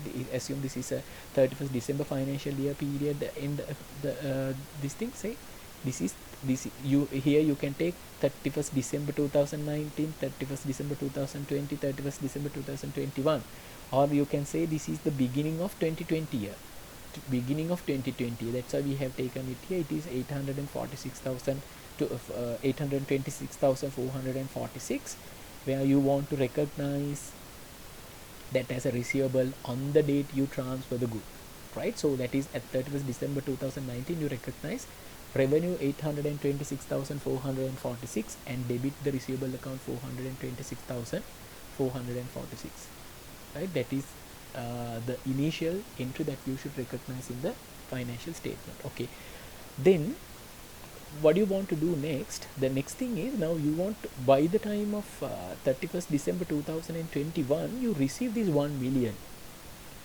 right? By that time what you want to do, you want to reach your account balance to 1 million. Now your account receivable balance is 826. It has to be an amount which is equal to 1 million after 2 years. What you can do, you can do some sort of an unwinding, which we have done in the class as well, right? You have to do the unwinding. To do the unwinding, you multiply this opening balance by 10%, which is 82,645. So how you should recognize it in the financial statement, you want to debit this receivable account and credit the interest income. Earlier you debit interest expense and credit liability, but here now you debit receivable account and the credit to the interest income account, right? Then at the end of the second year your balance will be, at the end of the first year your balance will be 909,000, which will be the opening balance for the second year, and again you apply this 10%. Then that 10% also you need to recognize as an interest income for the second year, right? And then you need to calculate the closing balance will be coming. Then the customer will pay you 1 million at the end of the second year. So you receive cash book and you can credit the 1 million account. So this is how you should recognize the revenue over a period of time in respect of this income, right?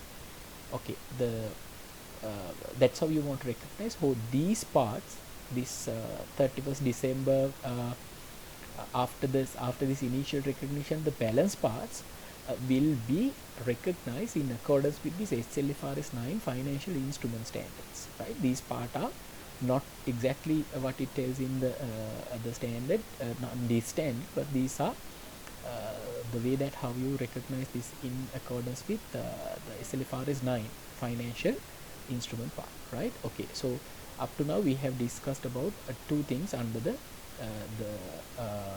transaction price.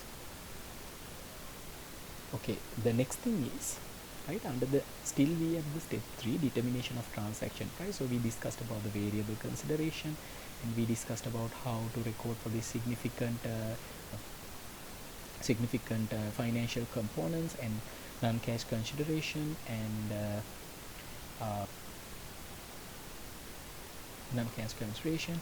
But now we are going to discuss about this non-cash consideration, which is the third part, right? Okay, what do you mean by this non-cash consideration? That means, say for an example, you make a sale in your company, and instead of that you are receiving a non-cash consideration. Say you are receiving shares of another company, shares, right? Non-cash consideration in the sense you have received some shares.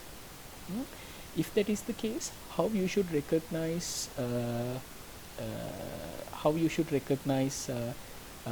the revenue, right? Standard say if there's any non-cash consideration, if you have paid off, right, you should recognize the transaction or the revenue for the fair value of the non-cash consideration, fair value. Then say for an example, මොන හරි item එකක් විකුණලා evening වට හම්බුණා කියලා shares ටිකක් එහෙම නතුවා කරන්න ඕනි. ඒ shares එකේ shares වල fair value එක වගේ revenue එකේ consideration value එක විදිහට consider කරන්න. And if the fair value of the non-cash consideration cannot be estimated reliably, if you cannot estimate this fair value reliably, then standard says go and see what is the standalone selling price of the goods or a service, take that value and recognize your revenue. ඒ කියන්නේ දැන් අපි ඉස්සලම ගත්ත උදාහරණෙ තිබුණේ. එතකොට අපි කිව්වේ මැෂිනරි එකක් විකුණනවා 300,000 වලට, සර්විස් එකක් දෙනවා 120,000 වලට කියලා.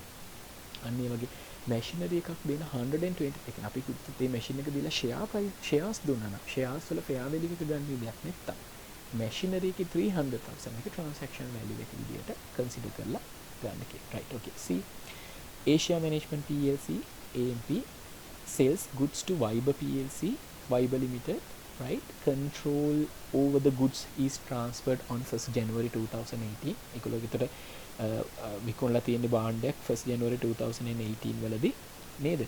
1st January 2018 වලදී එයා විකුණලා තියෙන ට්‍රාන්ස්ෆර් එකකට ඒකේ good එකේ control එකක් transfer වෙනවා ඒ දවසේම. The consideration received by AMP is 1000 shares of VL. ඒ වෙනුවට දීලා තියෙන මොනවද? මෙයාගේ 1000 shares. VL with a fair value of 4 rupees. එක ෂෙයා එකක් රුපියල් 4 ගානේ වටින shares 1000ක් තමයි මෙතනට දීලා තියෙන්නේ. The consideration right by 31st December 2018, that is at the end of the period, the shares of the shares of make it as the shares of AMP, right? Shares of AMP or the shares of in Viber Limited, right? Shares in Viber Limited have a fair value of 5 each, right? How much of revenue should be recognized from this transaction in financial statement of AMP for their year ended 31st December 2018? So how do you should recognize? Now this is the date, right? 1st January 2018 is the date where the control of the good has transferred from seller to the buyer. So this is the date where you should recognize the revenue, since the fair value of these shares can be taken or measured reliably on that day. You should recognize this revenue for its value of 4,000. That is 1000 shares in 4 rupees, 4,000, right? So your sale account credit and your the fair value or the share account debit should be 4,000. But thereafter this price has increased to 5 rupees. So hereafter there's a fair value gain, isn't it? Because 4 rupee share has increased by 5 rupee. That you need to recognize under the SLFRS 9, which is under the financial instrument. So here what we focus on, how you should recognize a revenue where you get the consideration other than the selling, other than cash, right? Other than a cash consideration. So with that we conclude the step 3. Okay, the fourth step under the 5-step model is allocate the transaction price. Now we know what is the transaction price and what are the performance obligation. Now we need to allocate this transaction price among those particular performance obligations, right?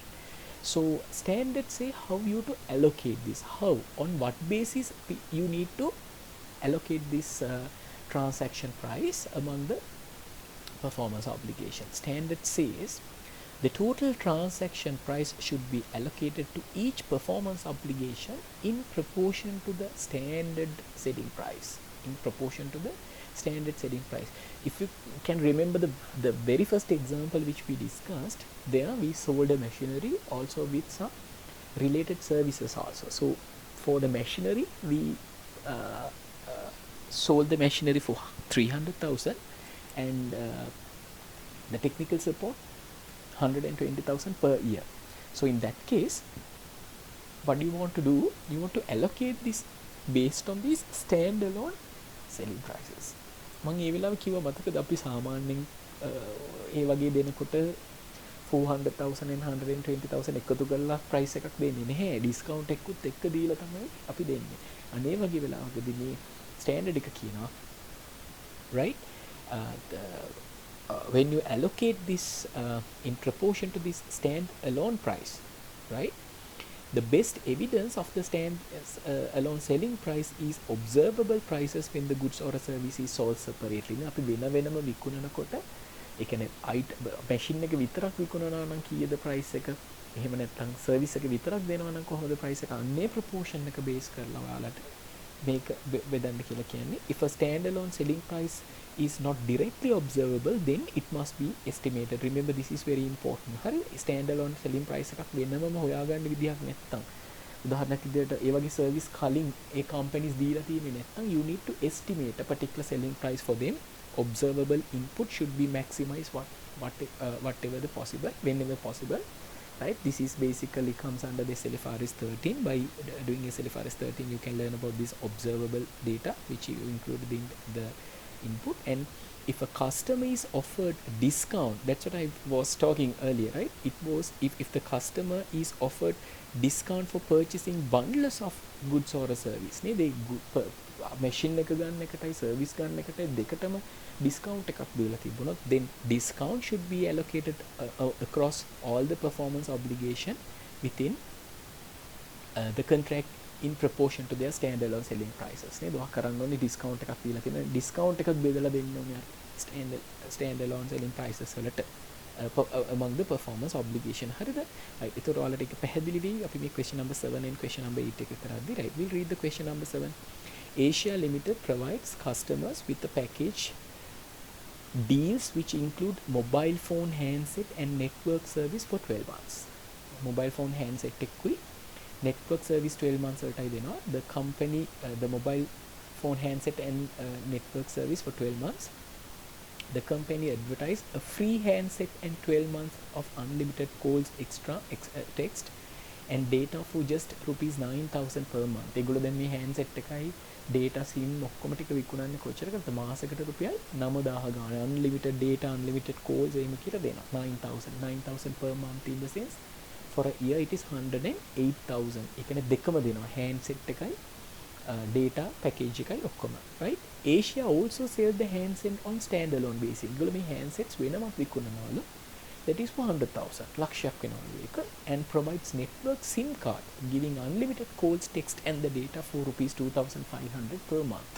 ඒ කියන්නේ ඒවා වෙනම දෙනවා නම් ඒගොල්ලෝ කොහොමද කරන්නේ? 2,500 per month. 2,500 per month in the sense into 12 it's 30,000. ඒකට handset එකයි SIM එකයි calls connectivity ඔක්කොමත් එක ගන්නකොට 130,000 වෙනවා.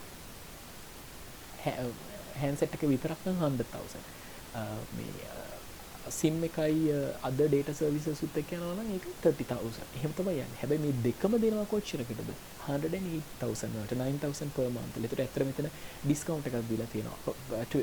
22,000 වල විතර. 22,000. අන්න ඒකට ඒගොල්ලෝ කියනවා ඔයාලට බෙදද්දි ඒ discount එකක් බෙදලා දෙන්නලු standalone selling prices වලට මේ among these different performance obligations. So this is how you want to take it, right? The total transaction price is 108,000. So the question asks, what is the transaction price and how it is allocated for the performance obligation in the package deal එකක්. ඒ කියන්නේ package එකම දෙනවා නම් දෙකම එකට දෙනවා නම් කොහොමද recognize කරන්න ඕනේ? So total revenue will be 108,000. That is 12 months multiplied by rupees 9,000. So how you can allocate this? ඒ කියන්නේ අපේ fourth step එකේ කොහොමද මේක allocate කරන්නේ මේ different performance obligation handset එකට කොහොමද allocate කරන්නේ? This is the combined price 108,000. මේක අපි proportion එකක් විදිහට ගන්නවා. handset එක විතරක් දුන්නොත් total එකකින් කොච්චරද? 100,000 divided by 100,000 multiply plus 12 multiplied by 2,500. That is 130,000 divide 100,000 divided by 130,000 multiplied by 108,000, which become 83,077. Then network services, you can take this proportion and multiply by 100,000, which is 24,923. So if you take the total of these two, it will be equal to 108,000. So this is how you want to recognize the revenue. That is how you want to allocate the transaction price among the performance obligation, which means you have already factored the discounts for both handset and the network. මේ දෙනට discount එක automatically දාලා තමයි මේ හදලා දීලා තියෙන්නේ. Right? You can learn about this little bit late in detail in this question number 8 also. See, the question number 8 is bit detailly I explain it, right? Amex sells a machine and 1 year's free technical support for 100,000. Right? So what they do is they sell machine and 1 year free technical support. Both are for 100,000.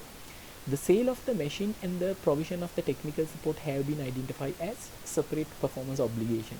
That we can understand, right? Machinery and selling technical support, two performance obligation. Amex usually sells the machine for 95,000.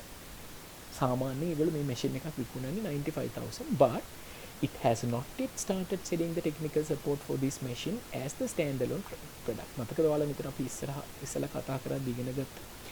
ඔයාට බැරි නම් මේ performance obligation මේ if the standalone selling price is not directly observable, then you have to estimate. දැන් මේ කියන විදිහට මේගොල්ලෝ වෙනම technical support එක වෙනම දීලා නැහැ. technical support එක දීලාම නෑ මේගොල්ලෝ. කලින් ඒගොල්ලෝ item එකක් විකුණපු එක විතරයි, machine එක විකුණපු එක විතරයි කරලා තියෙන්නේ. Right? But the question says other support services offered by the MX attract markup of 50%. It is expected that the technical the cost will be rupees 20,000. නේද? ඒගොල්ලෝ හිතනවා right සාමාන්‍යයෙන් ඒගොල්ලෝ දැන් ඔය technical support විතරක් නෙමෙයි වෙන ඕනම service එකක් මේ company එකෙන් කරනකොට ඒගොල්ලන්ගේ යන cost එකට 150ක් එකතු කරලා තමයි pricing කරන්නේ. දැන් මේගොල්ලෝ technical support එක දුන්නා නම් කාටවත් දීලා නැහැ. technical support එක දුන්නා නම් මේගොල්ලන්ට cost එක යනවා කොච්චරද? 20,000. එහෙනම් 20,000 cost එකක් යනවා නම් මේ 20,000 එකට 50% එකතු කරාට පස්සේ මෙයා විකුණනවා නම් විකුණන්නේ කීයද? 30,000 එකට තමයි මේ service එක දෙන්නේ. ඒතර 100,000 machinery 30,000 තමයි යා expect කරන්නේ මොකේට දෙන්නද? ඒගොල්ලන්ගේ service එකට දෙන්න කියලා decide කරගෙන තියෙනවා. Right? So how much of a transaction price should be allocated to the machine and how much should be allocated to the technical support if they are going to give this both the service together for 100,000? How they are going to allocate this in between that, right? එතකොට දැන් ඔයාලට තියෙන ප්‍රශ්නයක් තමයි මෙතනදී ඉස්සෙල්ලා question එකේ දැන් අපි කතා කරපු question number 7 එකේදී නා එයා අපිට කෙලින්ම දීලා තිබ්බා. එයා handset එකට කොච්චර යනවා නම් කොච්චරයිද? ඒත් එක්කම handset එකට විතරක් sell කරනවා නම් කොච්චරයිද?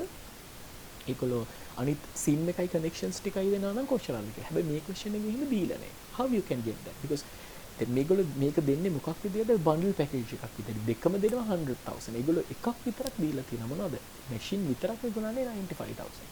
If you go with the residual approach කියන්නේ ඉතිරි කෑල්ල ගත්තොත් දැන් ඒ කියන්නේ 100,000 එකේ 95 allocate කරනවා sale of good.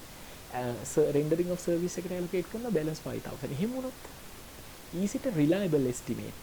No, you can't tell it like that. Why? For the technical support service they are taking how much? The cost incurred by them is 20,000. ඒතකොට 20,000 worth වෙන cost එකක් යන එකකට රුපියල් 5,000කට selling price එකක් ගත්තොත් මේ මෙතන mismatch එකක් තියෙනවා. එහෙනම් ඔයාලට ඒක estimate කරන්න වෙයි. Right? How to estimate? ඔයා estimate කරනවා ඒක කොයි විදිහටද? 100,000 යනවා selling of the machine 95,000 යනවා selling of machinery. එතකොට 30,000 යනවා 30,000 එක යනවා. ඒ කියන්නේ 30,000 අපි ගත්තේ කොහොමද? cost එක යනවා 20,000. ඒ 20,000 එකට 150ක ලාභයක් එකතු කරොත් selling price එක 30,000. එතකොට machine එක විතරක් විකුණනවා නම් ඒගොල්ලෝ විකුණන්නේ 95,000 වලට. service එක විතරක් දෙනවා නම් කියන උත්තරයක් නෑ. හැබැයි අපි උත්තරේ හදාගත්තා කීයක් කියලාද? 30,000 කියලා. So 90,000 plus 95,000 plus 30,000 become 125,000. Neda? That is the total revenue that we need to consider, right? Okay, we'll see how we are going to allocate the performance obligation among this transaction price then, right? Okay, we'll read the answer. The selling price of the machine is 95,000 based on the observable evidence. There's no observable selling price for the technical support. Therefore, the standalone selling price need to be estimated. Residual approach would be attribute. Residual approach can it should be 5,000 to the technical support. However, this does not approximate the standalone selling price of the similar activities. So better approach for estimating the selling price of the support would be an expected cost plus margin or a markup approach. Based on this, the selling price of the service would be rupees 30,000, that is 20,000 multiplied by 150, or by adding just a 50% markup, right? Now you know standalone selling prices. Then what you know standalone selling price? Standalone selling price you have asset එක නැත්නම් machine එක විතරක් විකුණනවා නම් it is 95,000. service එක විතරක් දෙනවා නම් අපි estimate කරලා හදාගත්තා it is 30,000. now you have the standalone selling price. දැන් මේ දෙන්නම දෙන්නේ මොකටද 100,000 කියන package එකට. කියන්නේ 130,000 කියන එකක් අපි දෙනවා 100,000 කියන discounted price එකට. දැන් ඔයා කරන්න ඕනේ එතකොට අර 95ට discount එකක් දෙන්න ඕනේ. 30,000 එකට discount එකක් දීලා ඒ දෙන්නගේ total එක 100,000 වෙන විදිහට හදා ගන්න ඕනේ. so you can apply the simple method what we apply in the previous questions to arrive to this figure, or you can apply a different approach as well. You can see in this example it has the question it has explained. The total standalone selling price made to the machine and the technical support is 125,000, that is 95,000 plus 30,000. However, total consideration receivable is only 100,000. This means that customers receiving a discount for purchasing a bundle of goods. මෙයා discount එකක් හම්බ වෙනවා. කියන්නේ 25,000 discount එකක් හම්බ වෙනවා for 125,000. 25,000 discount එකක් හම්බ වෙනවා නේ. ඇයි 125,000 වටින එකක් අපි දෙන්නේ 100,000 වලට. ඒතර discount එක බලුවොත් ඒක 20%. So based on that you can apply this discounting factor, or the discount for the standalone selling prices, right? SLFRS 15 assume that discount relates to the all performance obligation. ඔයා හිතනවා assume කරනවා මේ discount අපි ඉස්සෙල්ලා ඉගෙන ගත්තේ නේද? discounting fact එක ඉස්සෙල්ලා note එක ඉගෙන ගත්තේ. discounting not the discounting factor, discount එක දෙනකොට ඒ discount එක හැම performance obligation එකකටම දෙන්න ඕනේ. ඒ හින්දා අපි මොකද කරන්නේ? machine එක sell කරන එක 95,000 වලට ගත්තට ඒක අපි ගන්නේ 20% discount එකක් දීලා 76,000 වලට. service එක 30,000 වුණාට ඒකට 80% discount එකක් දුන්නා 24. If you add this 76,000 and 24,000, that will be equal to 100,000. So this is how you want to allocate the revenue among this performance obligation: by debit cash book 100,000, credit sale of machinery 76,000, and credit sale of rendering of service by 24,000. So that's how you want to recognize the revenue, right? Okay, so with that we conclude the fourth step of the revenue recognition, and now we are moving to the fifth step, that is revenue recognition part. When we should recognize the revenue. Now if you look at the standard specifically says at which point you need to recognize the revenue, right? Basically it identify the standard say revenue should be recognized when, look at this word, right? When the entity satisfy performance obligation by transferring promise or goods to the customer, when it transfer control of the promised goods or a service to the customers. The performance obligation, right? When the entity satisfy performance obligation by transferring promised goods or a service to a customer, when it transfer control. When it transfer the control or the goods or the service only, you should recognize a particular revenue in the financial statement, right? Accordingly, the standard identify in which point this control is transferred. According to the standard identify two methods or two instances how you can recognize this revenue. One instance they call you should recognize the revenue over time, and you the other thing is you can recognize the revenue at a point in time. That is depend on how you do the performance obligation. Simply, you agree to build a house, right? You agree to build a house. When you are building the house, right? When you are building the house, normally the customer can't get the house until the construction is completed. In that case, you want to recognize your revenue over the period of construction into your financial statements.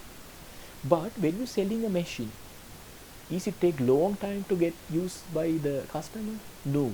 You just give the machine and you get the money there. That time you should recognize the revenue point in time, that time itself. But when you're constructing a house, that house cannot be utilized or house cannot be occupied by the customer. He can't get the benefit. So still you want to wait until the house is completed to transfer the control to the other party. In that case, performance obligation is satisfying over a period of time, where your revenue also you recognize over a period of time. When the performance obligation is satisfied at a point in time, you should recognize the revenue also point in time. So that's how you want to recognize the revenue under this the fifth steps what we're talking of, right? So an entity must determine a contract inception whether it satisfy the performance obligation over time or satisfy the performance obligation point in times. So the standard have give some conditions, right, or the instances where you should recognize the revenue over a period of time, right? The performance obligation satisfy over time, right? When the performance obligation is satisfied over time, how you should recognize the revenue, right? Right, accordingly the performance obligation is satisfied over time if, look at this time standard say uh, status that the entity satisfy performance obligation over time if one of the following criteria is met. හින්දා ඔයා බලන්න ඔයාගේ company එකේ inter වෙලා ඉන්න transaction එක මෙන්න මේ තියෙන කන්ඩිෂන්ස් වලින් එකක් හරි satisfy වෙනවා නම් you should recognize that revenue over a period of time. Right, what are those criteria? First one, the customer simultaneously receive and consumes the benefit as the performance taking place. ඒ කියන්නේ අපි ගත්තොත් එහෙම අපි හිතුවොත් එහෙම හිතන්නකෝ අපි එක්සැම්පල් එකක් විදිහට payroll service එක outsource කරලා තියෙනවා කියලා. payroll service එක. ඒතර මාසයක් කම්පැනි එකේ වැඩ කරනකොට payroll service එක ගත්තොත් එයා මාසෙක payroll එක හදලා අපිට දෙනවා. මාස දෙකක් ඇදී දෙවෙනි මාසෙක හදලා දෙනවා. තුන්වෙනි මාසෙක තුන්වෙනි මාසෙක හදලා දෙනවා. Likewise customer simultaneously සමාන්තරව තමයි හිමින් තමයි මෙන්න මේ service එක continue කරගෙන ඉස්සරහට යන්නේ. Right? Second one, the custom entity performance creates, right? Entity's performance creates or enhance the asset that the customer control as the asset is created or enhanced. ඒ කියන්නේ දැන් උදාහරණයක් විදිහට අපි තුමු තට්ටු පහේ බිල්ඩින් එකක් ගත්තොත් පළවෙනි තට්ටුව හදලා අපි කියනවා right you can use this, right? පළවෙනි තට්ටුව දීලා අපි කියනවා right මේ flow එක ඔයා දැන් use කරන්න පුළුවන්, right? The entity's performance creates or enhance an asset that the customer controls as the asset is created or as enhanced. එයා පළවෙනි තට්ටුවට ගිහලා occupy කරනවා. අපිට දෙවෙනි තට්ටුව දෙනවා යාට. Likewise it gradually goes. Third one, entity's performance does not create an asset with an alternative use to entity and the entity has an enforceable right to payment for the performance complete to date.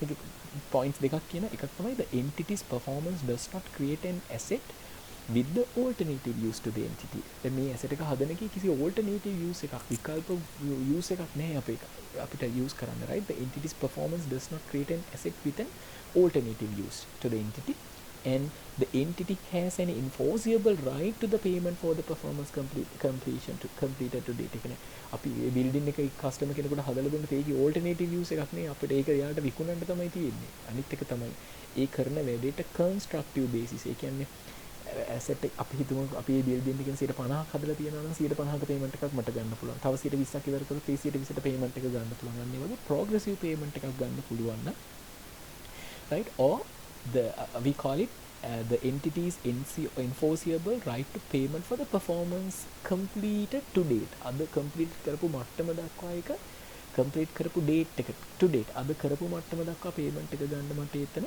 අයිතිය තියෙනවා නම් that is called under the that is comes under this third point, which means the performance obligation is satisfied over a period of time. In all other cases performance obligation is satisfied at a point in time, right? Entity must be able to reasonably measure the outcome of the performance obligation before the related revenue can be recognized. ඒ කියන්නේ දැන් සාමාන්‍යයෙන් අපි මේව හිතන්නකෝ.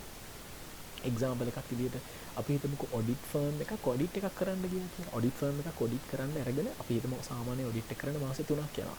ඒගොල්ලෝ දැන් දවස් 2යි audit එක පටන් අරගන්න. මේ වගේ සිටුේෂන් එකකදී ඉයර් එන්ඩ් එක ඉවර වෙනවා නම් ඔඩිට් ෆර්ම් එකේ අපි හිතමුකෝ මාර්තු මාසේ 25 වෙනිදා තමයි ඔඩිට් එක පටන් ගන්න ගියේ කියලා. මාර්තු මාසේ 25 වෙනිදා ඔඩිට් එක පටන් ගන්න ගියා නම් මාර්තු මාසේ 25 වෙනිදා මාර්තු මාසේ අපි හිතමුකෝ ඔඩිට් ෆර්ම් එකට accounts හදන්න ඕනේ. ඔඩිට් ෆර්ම් එකේ accounts හදනකොට ඔඩිට් ෆර්ම් එකේ ඉයර් එන්ඩ් එක ඉවර වෙන්නේ මාර්ච් 31st වලින් නම් මොකද කරන්න ඕනේ? මාර්ච් 20 අපි හිතමු ඔඩිට් එක පටන් ගත්තේ මාර්ච් 5th. හැබැයි ඔඩිට් එක ඉවර වෙන්න තව මාස දෙක තුනකුත් යනවා. දවස් 5කට රෙවෙනියු එකක් වට රෙකග්නයිස් කරගන්න බෑ. අන්න ඒ වගේ වෙලාවක අන්න ඒ වගේ මම කියන percentage එක 10% ඔඩිට් එකකින් ඉවර 5% ඔඩිට් එකකින් ඉවර අන්න ඒ වගේ if I cannot reasonably measure, don't recognize the revenue. Right? ඉන්න මතක තියාගන්න entity must able to reasonably measure the outcome of the performance obligation. අපි මේ performance obligation එකේ outcome එකට අපි තව එක example එකක් ගමුකෝ. ඔයා agree වෙනවා factory එකක් building එකක් හදන්න. customer කෙනෙකුට. customer ගේ building එක ඔයා හදනකොට ඒ කස්ටමර්ට අදාළ බිල්ඩින් එක හදද්දී ඔයා හදන්න පටන් ගත්ත විතරයි. තව ලෑන්ඩ් එක සුද්ධ කරලා ඒ ලෑන්ඩ් එකේ වටේට වැට ගහලා පටන් ගත්ත විතරයි නා. You can't tell that you have completed 10%. Still you can't measure reasonably the outcome of this performance obligation. ඔයාගේ performance obligation එකේ outcome එක තාම measure කරන්න බැරි නම් you should not recognize, right? Related revenue should not recognize. Here what it says, entity must be able to reasonably measure the outcome of the performance obligation before the related revenue is recognized. ඉඳා හොඳට පුළුවන් වෙන්න ඕනේ ඒක recognize කරන්න. In the early stages of the contract, අපි කතා කරේ audit එකක් පටන් ගත්ත දවසම නැත්නම් අපි building එකක් හදන්න මුල වැඩ පටන් ගත්ත විතරයි. In the early stage of the contract, it may not be possible reasonable to measure the outcome of the performance obligation. අපි හරියට කියන්න බෑ අපි කොච්චර percentage එකක් හදලා ඉවර වෙලාද කියලා. But the entity expect to recover the cost incurred. In these circumstances, revenue is recognized only to the extent of the cost incurred. ඒ කියන්නේ උදාහරණයක් විදිහට අපි මේන හිතන්නකෝ.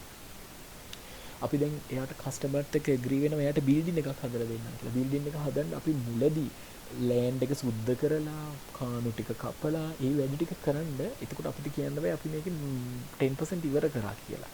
අන්නම මෙෂර් කරන්න බැරි නම් හැබැයි අපිට අර ඉනිෂියල් වැඩ ටික කරන්න කොස්ට් එකක් ගියානේ. අපි හිතමු ඒ කොස්ට් එක ඒ කොස්ට් එක ගියා ඒ ටික සුද්ධ කරලා ඔක්කොම කරන්න ලක්ෂ 5ක් 500,000 ඒ කොස්ට් එක අපි එක්ස්පෙන්ස් එකක් විදිහට රෙකග්නයිස් කරනවානේ. ඔයගේ රෙවෙනියු එක කොච්චරක් රෙකග්නයිස් කරන්න ඕනද? ලක්ෂ 5ක් යනකම් රෙකග්නයිස් කරන්න කියලා තමයි මෙතනින් කියන්නේ. ඒ කියන්නේ කොස්ට් එකට ඇයි ඒකට රීසන් එක ඔයාට තාම හරියට එස්ටිමේට් කරන්න බෑ ඔයාගේ performance obligation එකේ outcome එක කොච්චරද කියලා. කොච්චර percentage එකක් ඔයා ඉවර කරලාද කියලා. In that case, you should limit your revenue recognition up to the cost that you incur. That's what it says. The entity expect to recover the cost incurred. In these circumstances, revenue is recognized only to the extent of the cost incurred, right? So remember that part as well. Where the performance obligation is satisfied over time, outcome can be measured. Outcome can reasonably measured. Revenue is recognized based on the progress on the satisfaction of the performance obligation. අපි මේකට කියනවා stage of completion එක කියලා. Stage of completion එක කියලා, right? Progress may be measured using input method or output method. ඒ කියන්නේ දැන් උදාහරණයක් විදිහට අපි මේ හිතන්නකෝ. අපේ කම්පැනි එක කරන්නේ construction කරන එක. ඒ කියන්නේ අනිත් අයගේ buildings හදලා දෙන එක. ඒකට ඒක තමයි මගේ revenue එක. Construction contracts. Earlier this was comes under the LK's 11 standard, right? මේ වගේ කන්ස්ට්‍රක්ෂන් කොන්ට්‍රැක්ට් එකක් අපි කරලා දෙනකොට අපේ කම්පැනි එක රෙවෙනියු රෙකග්නයිස් කරන්න ඕනේ. අපේ රෙවෙනියු රෙකග්නයිස් කරන්න over a period of time. Reason එක තමයි ඒ බිල්ඩින් එක කස්ටමර්ට එකපාරට යූස් කරන්න බෑ. කාලයක් යනවා අපි මේ බිල්ඩින් එක හදලා දෙන්න. එතකොට අන්න ඒ වගේ වෙලාවකදී අපි රෙවෙනියු එක රෙකග්නයිස් කරන්න over a period of time. අවුරුදු දෙකක් යනවා නම් කන්ස්ට්‍රක්ෂන් එක ඉවර කරන්න අවුරුදු දෙකකදී අපි රෙවෙනියු එක රෙකග්නයිස් කරන්න ඕනේ. Over a period of time we should recognize. A recognise කරනකොට ඒක රෙකග්නයිස් කරන්නේ percentage of completion එක. ඒ කියන්නේ මම මේ බිල්ඩින් එකෙන් කොච්චරක් හදලා තියෙනවද? කොච්චරක් 50% හදලාද? දැන් සිම්ප්ලි ගත්තොත් අපි හිතමු තට්ටු පහේ බිල්ඩින් එක තට්ටු තුනක් හදලා ඉවර කරා නැත්නම් තට්ටු පහේ බිල්ඩින් එකක් අරගෙන අපි හදන්න ඇග්‍රී වෙලා ඉඳලා ඒකෙන් තට්ටු තුනක් කම්ප්ලීට් කරලා ඉවරලා we can call 60% is done. අන්න එහෙනම් රෙවෙනියු එකේනොත් 60% මම රෙකග්නයිස් කරගන්නවා. අන්න එහෙම තියෙන්නේ. හැබැයි SLFRS 15 standard එකේ කියනවා ඒ වගේ percentage එක calculate කරගන්න you can apply two methods. One is input method. Input method means the sense cost incurred as proportion to the total cost. ඒ කියන්නේ simply ගත්තොත් එහෙනම් අපි හිතමුකෝ ඒ building එක හදලා දෙන්න අපිට මිලියන 10ක් යනවා නම් ඒ මිලියන 10 මේ වෙනකොට අපි මිලියන 6ක් වියදම් කරලා තියෙනවා නම් we call 60% we have completed based on the input method. Output method එකක් කියලා කියන්නේ දැන් උදාහරණයක් විදිහට ගත්තොත් එහෙම contract එකට අපි හිතමුකෝ contract එකට 20 million මම agree වෙලා තියෙන price එක මම හදලා දෙන්නම් ඔයාලට ඒකට 20 million මම ගන්නවා. ඒ 20 million එකෙන් දැනට මම bill එයාට යවලා දැන් කියන්නේ අපි construction එක කරගෙන යනකොට අපි 20 million අවුරුදු දෙක ඉවරලා නෙමෙයි ගන්න ඉන්නේ. construction එක යන ගමන් මම bill දදා මම කරන expenses වලට පොඩි ගාණක් එකතු කරලා bill දාලා මම amount එකක් යාදී එකතු කරගන්නවා. customer අන්න ඒ වගේ මම හිතනකොට මම agree වුණේ 20 million වලට දැනට මම යාගෙන් 15 million ව collect කරගෙන තියනවා නම් I have completed 75%. So out of the total 20 million revenue එකකින් 75% මම මගේ revenue එකක් විදිහට recognize කරගන්න ඕනේ. That is called the output method, right? So based on that you should recognize the revenue in the financial statement, right? Okay, we'll look at these questions. Question number 9. On 1st January 2018, Amex enter into a contract with the customer to provide monthly payroll service. Amex charge rupees 120,000 per year. Payroll service එක කරලා දෙන්න, right? Then payroll service එක ගත්ත ගමන් ඔයා බලන්න ඕනේ මේ payroll service එක point in time the performance obligation එක satisfy වෙන්නේ point over time the performance obligation එක satisfy වෙන්නේ කියලා, right? So standard says you to consider these three factors. If it applies one of these three factors, you want to consider or you want to determine this performance obligation is satisfied over a period of time. Accordingly, you need to recognize the revenue. Right? Accordingly, you need to recognize the revenue. Now in this example, this payroll example, check whether whether it is a period or the performance obligation is satisfied over time or the performance obligation is satisfied at a point in time. Right? Look at what happened when the performance obligation or when this company is providing the payroll service, providing this payroll service. එක මාසයක් වැඩ කරනවා ඒකට payroll එක හදලා එනවා දෙවෙනි මාස වැඩ කරනවා payroll එක හදලා එනවා. See, the customer simultaneously consume the benefit of the performance simultaneously. يعني මාසෙ යන්න තමයි benefit එක customer ට හම්බෙන්නේ. අන්න එහෙම වෙනවා නම් we should recognize the revenue also over a period of time, right? You can see so this contract is entered on 1st January 2018. The question asks us on 30th June 2018 how much of a revenue we should recognize. The payroll service is a single performance obligation. එක performance obligation එකයි. This performance obligation is satisfied over time because the customer simultaneously receives and consumes the benefit and payroll processing. This is evidenced by the fact that payroll service would not need to be performed if the customer change its payroll service to the providers, right? It's basically takes over the period of time. Amex must therefore recognize revenue for the service over time. In the year end of 30th June 2018, they would recognize a revenue of 60,000, which means this half of the total agreed price because it's over time. You can revenue recognize කරන්න මාසෙ නැත්නම් වට පුළුවන් මේ හරියට 120,000 revenue එකක් විදිහට recognize කරන්න ඕනේද මේ payroll company එක? නෑ, එහෙම කරන්න ඕනේ නෑ. මොකද customer benefit එක ගන්න over a period of time. එහෙනම් මමත් revenue එක recognize කරන්නත් ඕනේ over a period of time, right? Okay. We look at the next the question number 10. On 1st January 2018, Asia Limited entered into contract with the customer to construct a specialized building for a consideration of 2 million plus bonus of 0.4 million. If the building is completed within 18 months, estimated cost to construct the building are rupees 1.5 million. Look at this, right? On 1st January 2018, at the beginning of the year, Asia Limited entered into contract with the customer to construct a specialized building for a consideration of 2 million plus bonus of 0.4 million. It is 2.04. If the building is completed within 18 months, right? If the building is completed within 18 months, they are entitled to get this 0.4 million. So you can consider this as the variable consideration, right? Estimated cost to construct the building are 1.5 million. මේ cost මේ build construction එක කරන්න cost එක 1.5 million යනවා. අපි ඒක 2 million වලට තමයි කරන්නේ. basically 0.5 million profit එකක් තියෙනවා. හැබැයි මාස 18කට කලින් ඉවර කරගත්තොත් 0.9 million විතර profit එකක් ගන්න පුළුවන්. If the contract is terminated by the customer, Asia Limited can demand the payment for the cost incurred to date plus markup of 30%. බැරි වෙලාවත් customer කිව්වොත් මට මේ building එක එපා කියලා බාගෙට හදද්දී ඉතින් අය ගෙදර අරගෙන යන්න building එක නේද? ඒ නිසා මොකද කරන්නේ? building එක හදන්න ගියපු cost එකට 30ක cost එක 30ට benefit එකක් එකතු කරලා ඒක හදපු construction company එකට pay කරන්න ඕනේ agreement එකේ විදියට. On 1st January 2018, as a result of the factors outside its control, such as the weather and the regulatory approval, entity is not sure whether the bonus will be achieved. අට බලාගෙන යද්දී වැස්සත් එක්ක හරියට construction එක කරගන්නත් බැරි වුණා. මාස 18කට කලින් කරන්න හම්බෙන්නේ නැති වෙයි. අනිත් එක රෙගියුලේටරි රික්වයර්මන්ට්ස් වගේ එකක් තිබ්බා. අහලා පහල ඉන්න මිනිස්සු පොඩි කවරතරයක් දාලා ඔතොරිටිස් වලින් ඇප්‍රූවල්ස් ගන්න වෙලා ඊවෙන්ට් එක යනකොට මොකද වෙලා තියෙන්නේ මාස 18ක කරගන්න නම් බැරි වෙයි කියලා ඒගොල්ලෝ හිතනවා. As of 31st December 2018, that is at the end of the first year, Asia Limited is still unsure whether the bonus target will be met. Entity decide to measure the progress towards completion based on the cost incurred. Cost incurred on the contract to date was 1 million. හරි. ඒ කියන්නේ බලන්නකෝ ඒගොල්ලෝ මොන method එකකටද යන්නේ? ඒගොල්ලෝ කියනවා ඒගොල්ලන්ගේ progress එක මනින්න එයාලා use කරන්නේ මොනවද? Cost incurred. Right? See, entity decide the measure the progress towards the completion based on the cost incurred. Cost incurred කියන්නේ මොන මෙතඩ් එකකටද එයාලා යන්නේ? මෙන්න මේ දෙකෙන්. Input or the output method? Input method. Whatever the cost. දැන් මේගොල්ලන්ගේ cost එක ගත්තොත් ඇත්තටම මේ building එක හදන්න මේගොල්ලන්ගේ building එක හදන්න මේගොල්ලෝ target කරලා තියෙන initially cost එකක් යනවා කියලා 1.5 million. ඒ 1.5 million එකෙන් දැන් වෙනකොට ඒගොල්ලෝ 1 million cost එකක් bear කරලා තියෙනවා. ඒ කියන්නේ ඇත්තටම ඒගොල්ලෝ කොච්චරක් හදලා තියෙනවද? 2/3 හදලා තියෙන building එකේ නේ. 2/3 1 divide by 1.5 million නේද? 1 divide by 1.5 million කියලා කියන්නේ they have already completed 2/3 of the building. Right? අන්න ඒක බේස් කරලා revenue එක recognize කරන්න තමයි යන්නේ.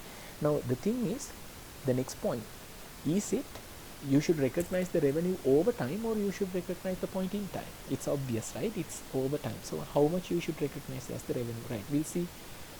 Construction of the building is a single performance obligation. The bonus is a variable consideration. Whether it is its estimate value, it must be excluded from the transaction price because it is not highly probable that the significant reversal in the amount of the cumulative revenue recognition will not occur. Pretty sure නේ අයියේ අර regulatory requirements හින්දා පොඩක් පිටිපස්සට ඇදුන අපේ project එක. ඒ නිසා අපි දැන් දන්නවා හරියන්නේ නැහැ මේක ඉවර කරගන්න බැරි වෙයි මේ time එක ඉවර වෙනකොට කියලා. Right? Okay. Then the construction of the building should be accounted for as an obligation settled over time. This is because the building has no alternative use for the Asia Limited and because payment can be enforced for the work completed today. ඒතර දැන් මේ building එක MX එකට කිසි වැඩක් නැහැ මේක හැදුවා කියලා නේ. ඒගොල්ලන්ට කිසි alternative use එකකුත් නැහැ. අනිත් එක මේකට payment එක progressive basis ගන්න පුළුවන්. ඒ හින්දා මේක revenue එක අපි recognize කරන්න ඕනේ over a period of time. Right? Asia Limited should recognize the revenue based on the progress towards satisfaction of the construction of the building using cost model, cost incurred, right? Cost incurred method. The performance obligation is 2/3, that is 1 million divided by 1.5. The complete accordingly the revenue and the cost should be recognized as follows. ඒ කියන්නේ දැන් already company එක මොකද කරන්නේ? දැන් මේ Asia company එක මොකද කරන්නේ? මේ building එක හදන්න 1 million cost එකක් ගිහින් තියෙනවා. එයාගේ cash book එක credit කරලා debit වෙලා තියෙන cost account එකට 1 million. එහෙනම් අපි කොච්චරක recognize revenue එකක් recognize කරන්න ඕනද? මේක තමයි අපේ question එක. revenue එක recognize කරන්න ඕනද? revenue එක අපි recognize කරන අපේ total revenue එක 2 million. මෙතන 2.4 million ගන්න බෑ. මොකද 4 million කියන එක variable consideration එකක්. sure නෑ. එහෙනම් අපි ඒක අයින් කරා. එහෙනම් අපි කරේ මේ 2 million revenue එකෙන් 2/3 1.3 million එකට මොකක් කරගන්න එකද? revenue entry එකක් දාන්න. ඒ කියන්නේ receivable එකක් debit කරලා 1.3 million you can credit 1.3 million into your revenue account. So that is what the revenue should recognize over a period of time based on this percentage of this completion method. Okay. So next one, the question number 11.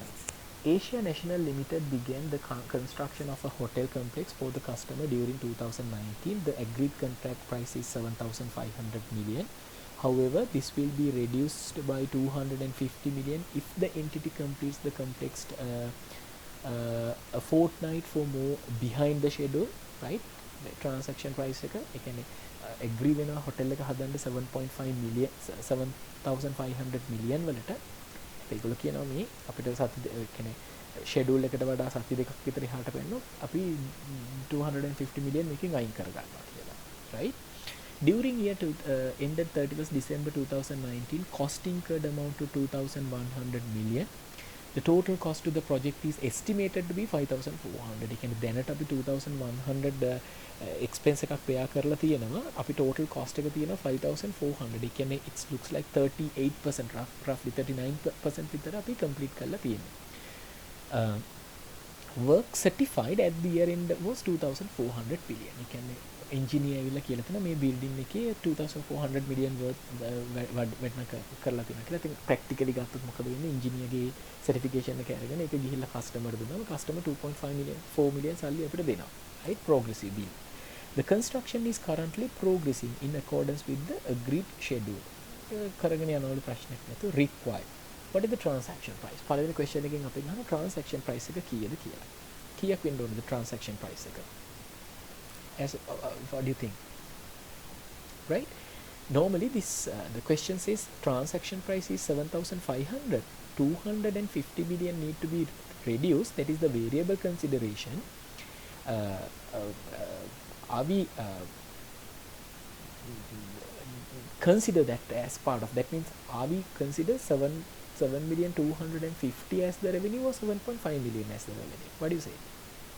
Here we can take 7.5 million. The reason is why reversal in that particular revenue is highly not probable, because the question says the construction is currently progressing in accordance with the grid schedule.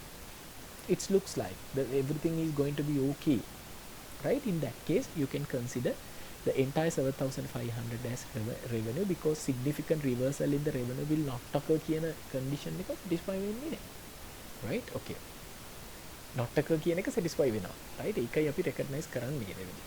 Second one, what is the amount of recognized in the profit or loss in the year ended 31st December 2019 if an input method is used for the process? Input method එක කියලා ගත්තේ total cost එක යනවා කොච්චරද? 5,400 million. Already we have incurred 2,100 million. ඒකේ percentage එකක් විදියට ගන්නවා. Approximately it's 39%. You can divide 2,100 by 5,400. It comes 38.8888. That means 39%. So based on that you can recognize the total revenue is how much? 7,500. No, out of that 7,500 you can apply 7,500 into 39%, which is 2,925 revenue. This you can recognize that this is 39% of your total revenue, which considered as 7,500. Okay. The part 3 of the question asks what is the amount of the revenue recognized in the profit or loss if we use this progress, that means output method. Output method in the sense the total revenue is how much? Total revenue is 7,500. Already the work certified is 2,400. That means if you take that as a percentage, it's 32%. Depending on that you can recognize a revenue of 32% in the sense against it's equal to if you apply 7,500 into 32%, that is 2,400, right? Basically you can recognize a revenue of 2,400, right? So that is how you should recognize the revenue at a point over a period of time. Now the last one, how you can recognize the performance obligation satisfy at a point in time, right? Point in time, how you can recognize that? If a performance obligation is not satisfied over a time, then it satisfy at the point in time. The entity must determine the point in time at which the customer obtain the control of the promised asset. See, point in time in the sense when the customer, by the time the customer get the control of the point asset.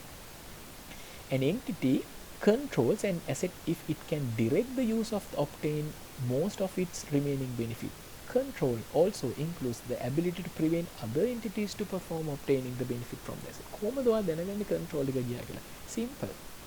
ඔයාගේ company එකේ washing machine එකක් විකුණනවා නම් customer කෙනෙකුට customer ට washing machine එක හම්බුණා නම් ආයෙ එතනින් පස්සේ ready order ගන්න එක customer. වෙන කාටවත් පුළුවන් අපේ විකුණපු company එකට පුළුවන් ද ගිහිල්ලා machine එකෙන් ready order ගන්න බෑ. The control has passed from the seller to the buyer. So in that case you should recognize the revenue point in time. Some indicators of the controls, right? Control එක pass වුණා කියන්න තියෙන indicators තමයි මොනවද? This is very important, right? The entity has present right to payment for the asset, right to payment. And the company එක washing machine එක විකුණා නම් සල්ලි හම්බෙන අයිතිය මට තියෙනවා නම් that means the control has passed. සල්ලි හම්බෙන මට අයිතිය තියෙනවා කියන්නේ මොකද මේ භාණ්ඩේ නැත්තම් මේ good එකේ control එක අනිත් පැත්තට ගිහිල්ලා. Customer has legal title of the asset. Customer get the legal title. අයිතිය යනවා customer ට නම්. The entity has transferred physical possession of the asset. නේද? අපි ගිහිල්ලා උදාහරණයක් විදිහට ලීබඩු සාප්පුවකින් ගිහිල්ලා අපි ගත්තොත් මේ ඇඳක්. ඒ ඇඳේ කම්පැනි එක ඇවිල්ලා අපිටම ඩිලිවර් කරලා ගෙදරට දුන්නා නම් ගෙදරට ආව දවස් ඉඳලා possession කියන්නේ ඒ item එක අපේ ගෙදරට ආව දවස් ඉඳලා ඒකේ අයිතිය තියෙන අපිත් එක්ක. The entity has transferred the physical possession. A entity එක physical possession එකේ භෞතික තියෙන asset එක අපිට මාරු කරලා තියෙන්නේ. That means the control has gone. A customer has significant risk and reward of the ownership of the asset. දැන් customer ගාව තමයි significant risk එක. අපි හිතමු washing machine එකක් අපි සල්ලි දීලා අපේ ගෙදරට ගෙනාවොත් එහෙම ඒ washing machine එකට මොනවා හරි damage එකක් වුණොත් එහෙම ඒ risk එක bear කරන්න ඕනේ කවුද? මම. Customer, right? So that is a point where you should recognize the control has passed.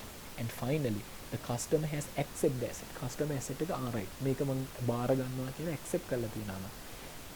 Those are the indication where the control has passed. And have a control like a pass we should recognize the revenue point in time කියලා.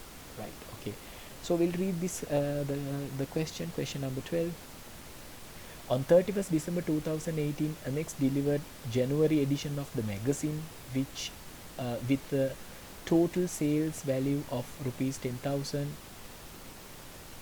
Right. 31st December 2018, Amex delivered a January edition of the magazine with a local sales value of 100,000 to a supermarket chain. Legal title remains with Amex until the supermarket sells magazine to the end customer. The supermarket will start selling the magazine to its customers on 1st January 2019. Any magazines that remain unsold by the supermarket on 31st January 2019 are returned to Amex. Supermarket will be invoiced by Amex in February 2019 based on the difference between the number of issues that received and the number of issues they return. So the question asks, should Amex recognize the revenue from the above transaction? That was December 2019. So you can see here one party, Amex, has delivered the magazine to the supermarket, no, right? They have given the supermarket the magazines, right? So what happens is supermarket accept the magazine, they keep the magazine. If stolen or something, the obvious they will take the risk. If not, what happens? Whatever the items that they sold, for that the cash will be given with the balance magazines. So the thing is whether the revenue should recognize over time or point in time, as you believe. Should be recognized at a point in time, because it's crucial, because it's usual, obvious that the performance obligation is not satisfied over time. Why? Supermarket does not simultaneously receive the benefit from the asset, right? They are not simultaneously receiving once it's sold. They are not getting anything, right? They have their items. Once it's sold only, they get the benefit of their this thing, right? So it's not over time happens, right? So Amex is therefore satisfied the performance obligation point in time and will recognize the revenue when it transfers the control over the assets to the supermarket, right?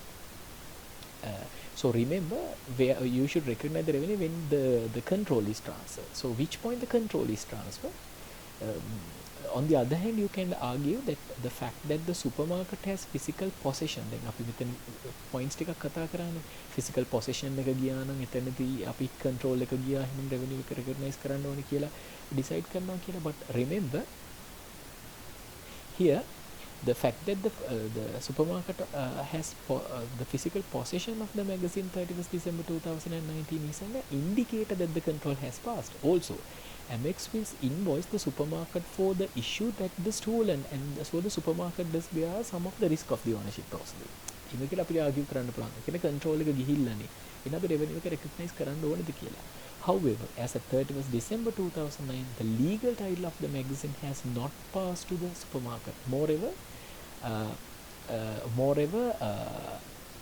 Amex has no right to receive the payment, right? The Amex, right? Amex has no right to receive payment until the supermarket sells the magazine to the end customer, right? Finally, Amex will be sent to unsold issues නේද? unsold වෙලා තිබුණේ නැත්නම් විකුණලා නැති items ටිකත් අනිත් පැත්තට එනවා නේ. ඒකින්ද as the things going on, it should not seems that the control of the magazine has not passed for the Amex to the supermarket chain. Therefore, Amex should not recognize the revenue is for this contract in the financial statement for the year ended 31st December 2019. So, because the control of the items will be passed at the end of the February, right? Once they pass the control to the other party, right? So in that case, we should not recognize the revenue on that basis. So we basically cover the 5 steps of the revenue recognition part, 5 process of the revenue recognition, right? Okay, thank you.